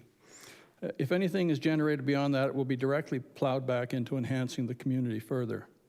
This is a significant effort by the community to enhance both the community and promote the city of St. Catharines for the purposes of education and tourism. In fact, it has already been a costly affair. The way it stands at the moment is that over the next 5-year period, we are committed trying to cover. It will cost the Conservancy somewhere between $8,000 and $12,000 in city fees and insurance to simply maintain it there, which is almost as much as the original cost of the actual restoration. The dilemma for us is this. It's quite simple. If we sell a few souvenirs, which cost 50 cents, we sell them for $1, we will need to sell 16 to 24,000 of them, even just to pay for the liability insurance. And there's other extensive costs that, in terms of placement, in terms of keeping it up, that we need to carry. So all we are requesting is relief from the costs imposed by the city, which may make some sense when applied to a commercial venture, but not when we're working as volunteers in tandem with the city and promoting our community. These efforts ought to be welcomed and supported. In fact, there should be more of them across the city. Thank you. Thank you, Mr. Bekus. Any questions from council? Yes. Councillor Garcia. Yes. Thank you, Hank, for that presentation. Just to clarify for council and anybody watching, how much, over 5 years, I think you said, how much total do you figure the volunteers have spent on this? It's pretty hard. We don't count hours. No. We only count out-of-pocket expenses, and that's probably pushing 15,000. 15? Yes. Oh, my God. Okay. And you're prepared to install it yourselves, if I remember, that's also going to cost some money, I suppose, and you're prepared to cover that? Yes. Okay. And you are ready to install it, if weather permitting, as soon as we get this finalized? Yes. Okay. All right. Those are my questions. Yeah.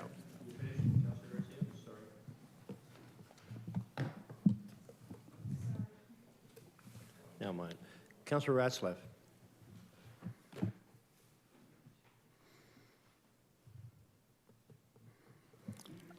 I apologize, I missed turning it out of voting mode, so it's just on the Wild West right now. All right. So anyone can interrupt me at any time, but through you, Chair, to the presenter.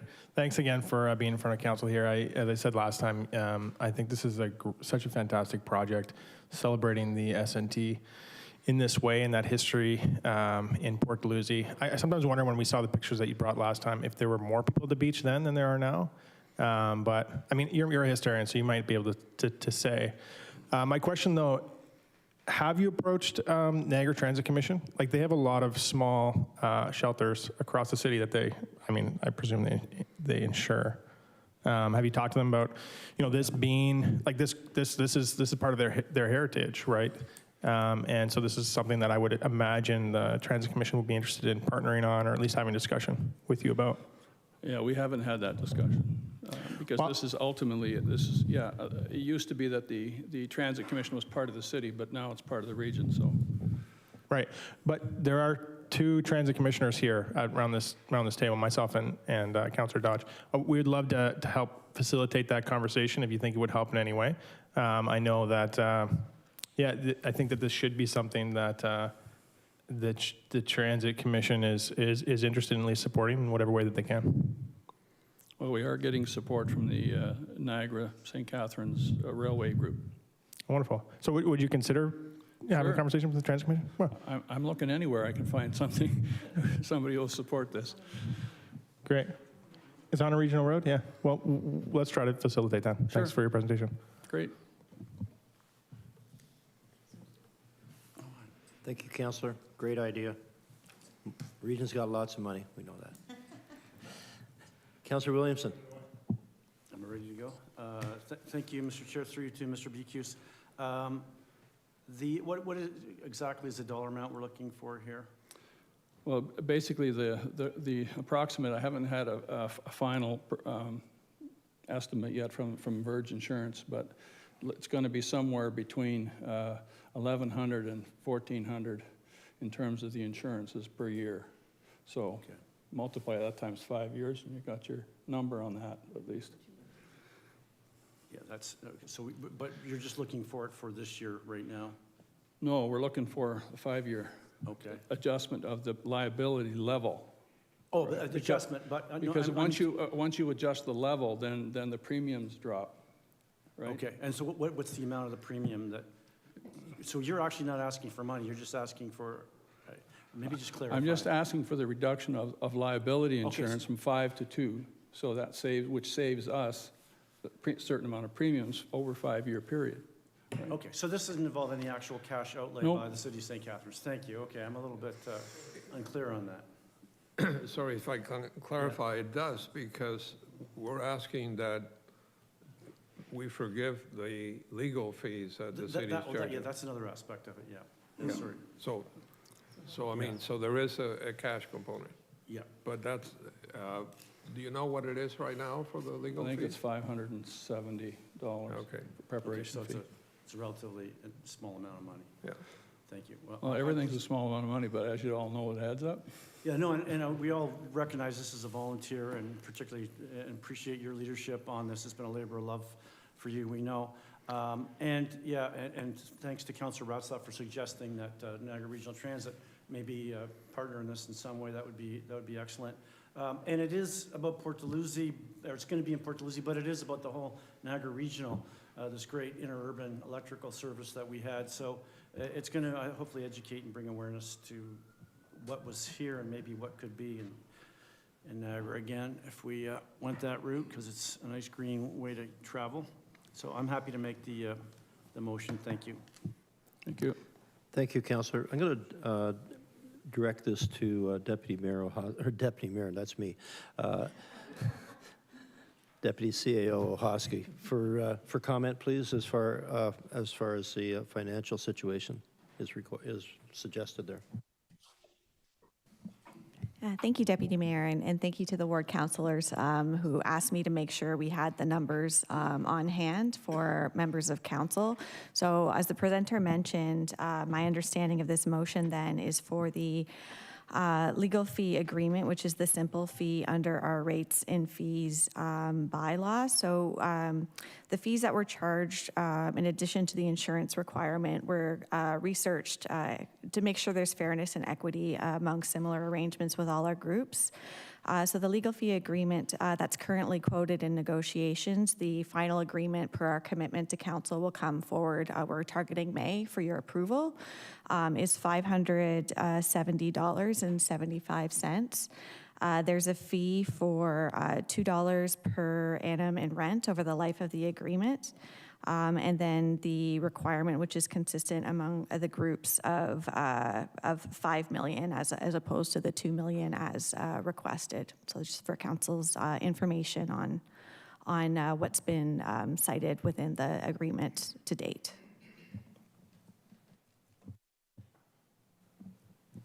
Councillor Dodge. Thank you, through you, Mr. Deputy Mayor. What's the difference between 2 million and 5 million in the actual fee?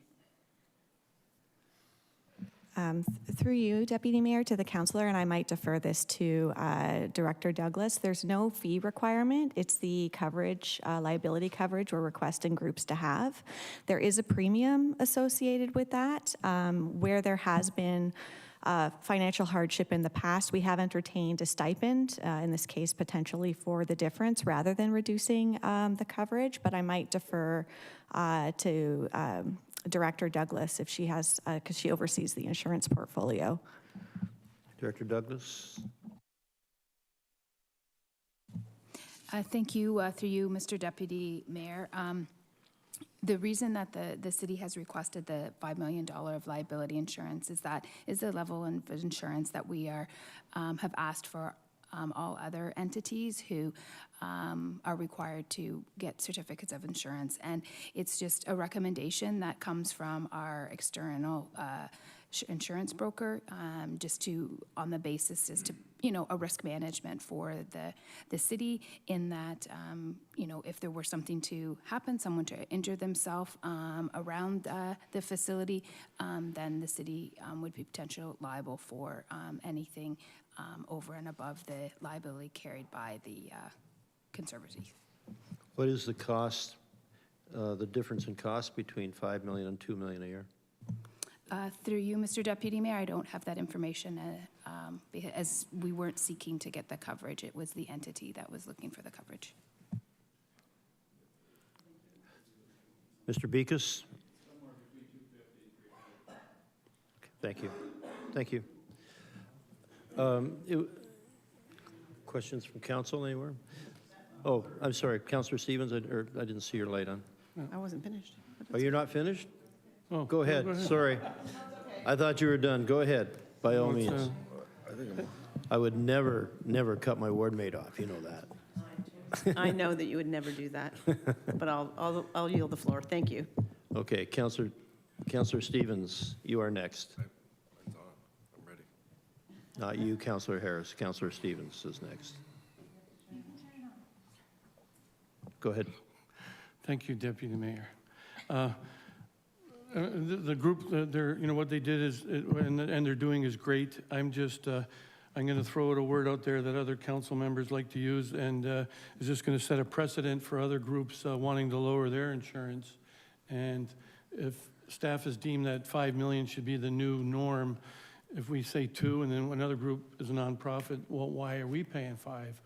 That's my only problem, because there's other groups throughout the city, user fees for soccer and everything else that have to have insurance. So I just want to use that precedent-setting word that we all seem to like to use around here. Thank you. Councillor Harris?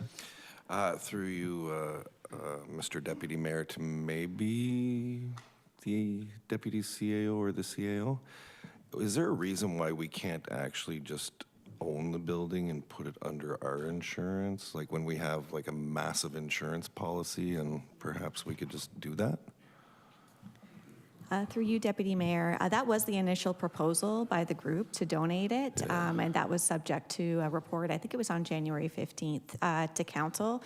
We have worked with the group to suggest that it be a license agreement with the city. At the time, we were reporting on our asset management obligations, and we're hopeful not to take on new asset responsibilities for maintaining and life cycle costs associated with a heritage asset such as that. The group was amenable to that, and we're thankful to them for exploring this alternative instead, to have a license agreement whereby the group, rather than the city, is responsible for the liability as well as the operation and maintenance that they have, through their volunteer group, already been undertaking in restoring the asset as well. Okay, so, but if we don't own it, they could just take it and move it whenever they want, correct? Through you, Deputy Mayor, there's terms within the agreement itself, but yes, it's their asset. It's not the city's asset, and the full terms will be presented to council in May. So I guess my next question through you, Mr. Deputy Mayor, what would make more sense? Would it make more sense that we actually do own it and have a lease agreement that they're leasing our building, or what's being proposed right now? Through you, Deputy Mayor, to the councillor, we had suggested, because of the asset obligations that we have in our asset management plan and the gap that we had reported around the same time frame for our remaining assets, that the city reduce its asset obligations, and suggested this instead. The group was amenable, so at the time it made sense from a staff perspective, and that arrangement was reported to council in January 2024. Okay, I guess I'm just struggling with that. It would add a lot to our asset management. How big is this shed? Like, can anybody? Mr. Beekes, could you give the size of the shed? 6'3" by 10'6". Thank you. Okay, I guess my only thing is it seems incredibly complicated to arrange this thing, and I'm going to support Councillor Garcia's motion. But maybe in the future we can have some sort of plan when because I'm sure there's other times these things will come up that we can figure it out. That's all. Thank you. Councillor Kushner? Thank you, Mr. Chair. My questions were those asked by Councillor Harris, and what can we do to help them more? Because the shed or shelter, as it's called, is quite different to a soccer park where people can get hurt. Why is the liability here so high? Even at $2 million, it's very high. So what are the risk factors in operating this that makes the insurance $5 or $2 million?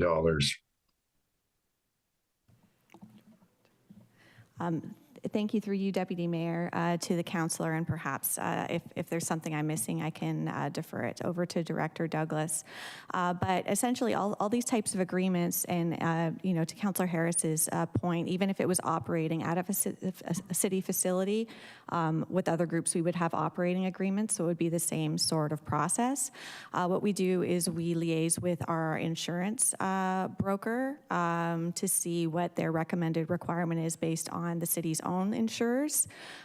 Based on the vast majority of our agreements that have been negotiated recently, $5 million is the industry standard that we normally receive back from the city's own insurer for volunteer groups, nonprofits to have with these types of arrangements. So that was the criteria that was, or the process that was undertaken to develop this, in this instance in across community agreements. So we don't analyze the risk factor. We just have one fee for everyone. One liability requirement of $5 million for everyone. If I may make a comment through you, Mr. Deputy Mayor, to the councillor. When we consider insurance coverage, when the city is involved, because this structure is on city property, so let's just for a second speak in hypotheticals, but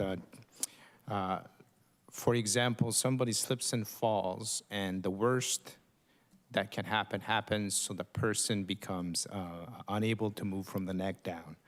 That's immediately a multi-million-dollar lawsuit, and if you don't have the proper coverage under your insurance policy, then the city could be held liable to have to pay that. So when considering insurance coverage, in the amount of $5 million, that is taking into consideration the potential lawsuit and the potential liability exposure to the city. So considering all these factors, that's how the $5 million was decided. Okay, could you refresh my memory why it would not be cheaper if the property was covered under the city liability, city insurance? Through you to the Deputy Mayor, to the councillor. It would be just in terms of if it were an art sculpture or something that was, not used, groups didn't operate under it, then that would be definitely cheaper. The city would take on the asset and the liability associated with it. It would not be cheaper, I assume, for the city, although I would defer that to Director Douglas. Because this is an operation where a group will be operating out of it and having access to the keys and the building, an operating agreement would still be required. And while in order to give you a firm answer on that, we would have to go to our insurance brokers and get their recommendation in the agreement. We do acknowledge that there are groups that aren't covered by certain programs, such as the community gardens and the ice rink programs. Staff are diligently working on groups such as Friends of Groups, where there might be additional relief and acknowledgement of the volunteer hours. But I'm not certain, because this is a license agreement, that this would fall for a structure. This might not be part of that particular program that staff are developing at the direction of council. And are there any other fees we are charging this group? Through you, Deputy Mayor, at this time, it's the request for the insurance coverage and the simple legal agreement fee of $570.75, as well as a $2 nominal annual rent. So why are we charging, pardon me, why are we charging them a fee of, how much did you say, $500? Through you, Deputy Mayor, to the councillor, it's in our rates and fees bylaw. It's a simple agreement, so staff don't have the authority to waive that, which I understand is the intent behind the councillor motion tonight. Right. The council does have the authority to waive that rates and fee. And you've answered my questions. Thank you. Councillor Garcia. If I may comment again, Mr. Mayor, or Mr. Deputy Mayor, I just want to point out again about this insurance, pardon me, with all due respect to our city solicitor, that this place is tiny. It would be difficult for anybody to even fall in there, because they can just barely stand in there. And as Mr. Beekes pointed out, it's such a small place. There are no moving parts. It's not going anywhere. I know when I talked to Director Christie, he pointed out, for example, I think it was Director Christie, that we charge $5 million to other groups, like, for example, the kayak rental on the beach. Well, that is quite a potential liability, I can see, relatively speaking, because a kayak can fall on you, you can drown, you can do all kinds of things. This is just a little tiny building that a couple of people are going to be standing in front of. So I still insist, I will support Councilor Williams' motion to waive the fees and reduce the liability to $2 million.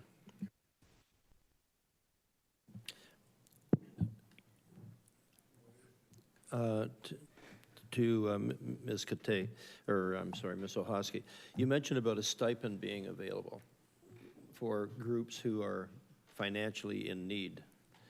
Is this group covered? Could it be covered by that stipend? That would reduce the 5 million amount. We would cover the balance between the 3 and the 5, or between 3 and 5. Through the deputy mayor to the deputy mayor, if it was council's will to maintain the 5 million requirement but offer relief to the group, what we might suggest is working with the group to understand the premiums. That would be the difference between the 2 million and the 500, or the 5 million, and negotiating a stipend associated with that and bringing that back to council when we bring the full license agreement for your approval. So basically, they would be just after negotiating friendly with them, they would be responsible for the $2 million premium, and we would cover, the stipend would cover the additional. Through you, Deputy Mayor, the group would be responsible for obtaining the 5 million, but we could certainly look at arrangement where a stipend's involved so that the adequate insurance requested by our insurer is intact while acknowledging the financial hardship that might be on the volunteer group that's presented this evening. Thank you. Councillor Ratzlaff. Thank you, Chair. Through you. So my question is, like, the idea of providing a stipend, I think is worthy to explore. I know how frustrating these liability questions can be for groups, and this is partly why I was really excited to see that ward councillors were allotted a little bit of money to help address these, what I assumed were these types of situations. Right, so moving forward, I believe the budget chair is working on policy around how ward councillors are able to spend this discretionary fund. And so I think it would be actually great if this could be another potential source of funding for a group like this. Like, I plan actually to spend a lot of my money on insurance for groups for these purposes. So I'm just wondering, is that, if we consider that alongside the stipend to cover the 5 million, I don't know if that's friendly or a friendly amendment to this proposal, but I'd be interested in seeing that. Well, I think we're waiting for a report as to how those funds can be spent, and I agree 100% with you that, you know, I would hope that as councillors we have a bit of freedom as to give some of that money annually to groups that are deserving of it, but I think we have to wait for that report to come forward. I don't know when it's coming forward. CAO, do you know when it's coming forward? Through Mr. Mayor, I believe the report is coming to Budget Standing Committee at the next Monday meeting. Thank you. So would this be something that would be in the realm of that report? I mean, obviously it's not done yet, but. Yes. All right. Thank you, Councillor. Councillor Dodge. I won't cut you off this time, I promise. Thank you, Mr. Deputy Mayor. I know this isn't this motion, but backing on what the councillor just said, just a reminder, the budget chair did put out an email to everyone to give their feedback on what they would like to see the funds, how they were allowed to spend them and whatnot. And I'd like to remind everyone now to please submit your ideas to the chair or myself so that we can, when we have our meeting, we can discuss that. Thank you. And thank you, Councillor, for bringing that forward. Thank you. Seeing no further comments coming from councillors, I'll read the motion. You know, do I need to read the motion? It's on the screen. You can read the motion. Okay. All those, you don't need to, you need to.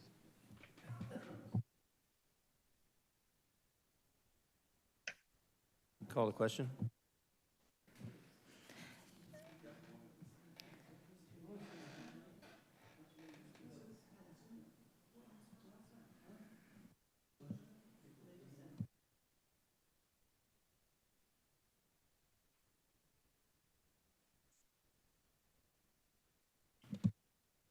We okay? We have an amendment. Okay. Difference between the 5 million and the 2 million. Pardon? That the city agrees that the city be directed to pay the difference between the 5 million and the 2 million, so we have the higher level of coverage. Okay. So through the chair, I just want to confirm that we would then be changing that last line to keep the $5 million requirement, but that the city would reimburse the organization for the cost of the additional insurance between 2 and 5 million? Couldn't have said it better myself. Okay. And where is that being funded from? Is that from the civic From the project stipend. fund, or is that from the ward's stipend? Deputy CAO, can we take that from the stipend, or CAO? Through you, Mr. Deputy Mayor, what I'd suggest is you take it out of the, either the tax stabilization reserve or the civic project fund until such time as the policy is approved. We just don't have the policy, and then the money will transfer from that. So, Councillor Williamson, pick one. Where do you want it to come from? Yeah.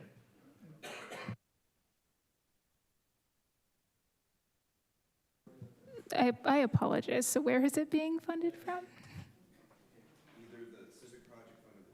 It's coming from the civic At the project. discretion of staff? Between the two? Until, okay, perfect. Yeah. All righty. Okay, everybody clear? We're good?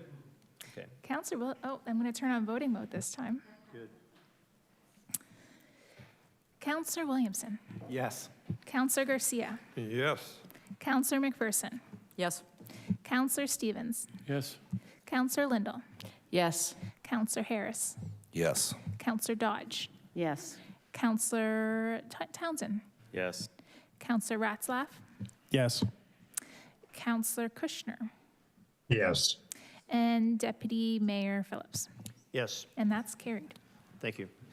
Thank you for the work you do, Mr. Beekes. Greatly appreciated. Mr. Deputy Mayor, can I just make Yes, a comment? Councillor Garcia. Just a comment that we had a discussion already about the fact that we need to improve the equitable access by all volunteer works to city services and resources. And the staff had committed to having a new facility and park stewardship program to us by the end of Q1 2024, which is obviously passed. So I would encourage them to have it as soon as possible. Thank you. Do you need a copy of that? Or do you have it? You have it? You're good? Yep. Okay. 10.1, Safer Streets for Students, moved by Councillor Ratzlaff, seconded by Councillor McPherson. Thank you. And I'm sure the motion, it better be on the screen because it's a textbook to read, so.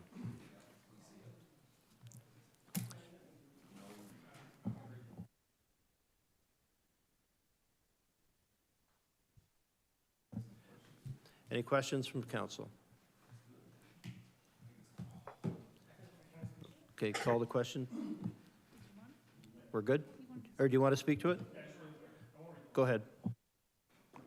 Yeah, so we heard a lot about unsafe streets for pedestrians today, and I think that feeds into this. Like, there's a lot of kids living in those buildings. There's a lot of kids who are now going to have to walk to school because of the distance change. And we have a lot of actually initiatives that we have in the works that are going to make the streets safer for our students. And that's basically the thrust of this motion, and acknowledging that the active transportation master plan is key. Improving those, making those corridors that children are going to be walking to and from school safer is what we can do as a city to ensure parents and students as best that we can that their kids are going to get to school safely. So that's the thrust of this motion. I hope you can all support it. Thank you, Councillor. Calling the question, please.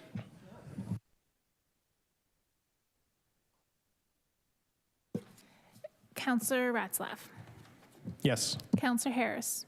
Yes. Counselor Williamson. Yes. Counselor Townsend. Yes. Counselor Stevens. Yes. Counselor McPherson. Yes. Counselor Lindell. Yes. Counselor Kushner. Yes. Counselor Garcia. Yes. Yes. Counselor Dodge. Yes. Yes. And Deputy Mayor Phillips. Yes. And that's carried.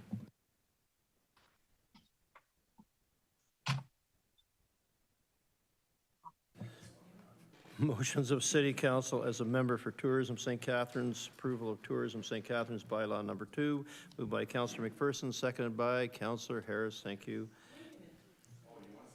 Oh, Councillor Dodge. Okay. Excuse me. Motion's on the screen. Comment, Councillor McPherson, just ready to. It is. Okay. Oh, Councillor Stevens, go ahead. Thank you, Deputy Mayor. I just had one question about it. I think it was under that one. About who was appointing, who was the nominating panel that appointed these two public members? Through the chair, that's for the next motion. Oh, that, okay, I wasn't sure which one I wrote down. Okay, sorry. That next one? My bad. Okay. Sorry. Call the question, please. Councillor McPherson. Yes. Councillor Dodge. Yes. Councillor Stevens. Yes. Councillor Kushner. Yes. Councillor Lindell. Yes. Councillor Williamson. Yes. Councillor Townsend. Councillor Garcia. Yes? Councillor Harris. Yes. Councillor Ratzlaff. Yes. And Deputy Mayor Phillips. Yes. And that's carried. 11.2, amendment to sole member declaration, moved by Councillor McPherson, seconded by Councillor Harris. You were up first that time. You win. Motion's on the screen. And Councillor Stevens wants to speak to that. Go ahead. Thank you, Deputy Mayor. Yeah, just a question was, who were the nominating panel that appointed the two public members? Do I? Yeah, through, Director York. through the deputy committee was? mayor to the councilor, the nominating panel were members of the board. Okay, because it was just, I thought of something when Councilor Williamson brought it up before with all the different appointments that it was done by council members to keep that. Through the And that's council. all. I just wanted to make sure that Through the was- deputy mayor to the councilor. Council thing. will eventually elect all the directors at the annual general meeting. So this is an interim board until such time we have a full board complement. This fall, we'll have an AGM and council will ratify that board to move forward or not. Okay, thank you. Thank you. Call the question, please. Councillor McPherson. Yes. Councillor Harris. Councillor Yes. Councillor Ratzlaff. Yes. Councillor Dodge. Councillor Dodge. It's a yes from Councillor Dodge. Councillor Lindell. Yes. Councillor Stevens. Yes. Councillor Townsend. Yes. Councillor Williamson. Councillor Kushner. Yes. Councillor Garcia. Yes? Councillor and Deputy Mayor Phillips. Yes. And that's carried. Number 12, call for notices of motion. Are there any notices of motion for the next meeting from anyone on council? Seeing none. Any report requests coming up for the next meeting? Councillor Ratzlaff. Yeah, so the report request is just a request that the ACC reviews the FADS document line by line report. Any suggestions for updates, if any? Okay. We have to vote on it.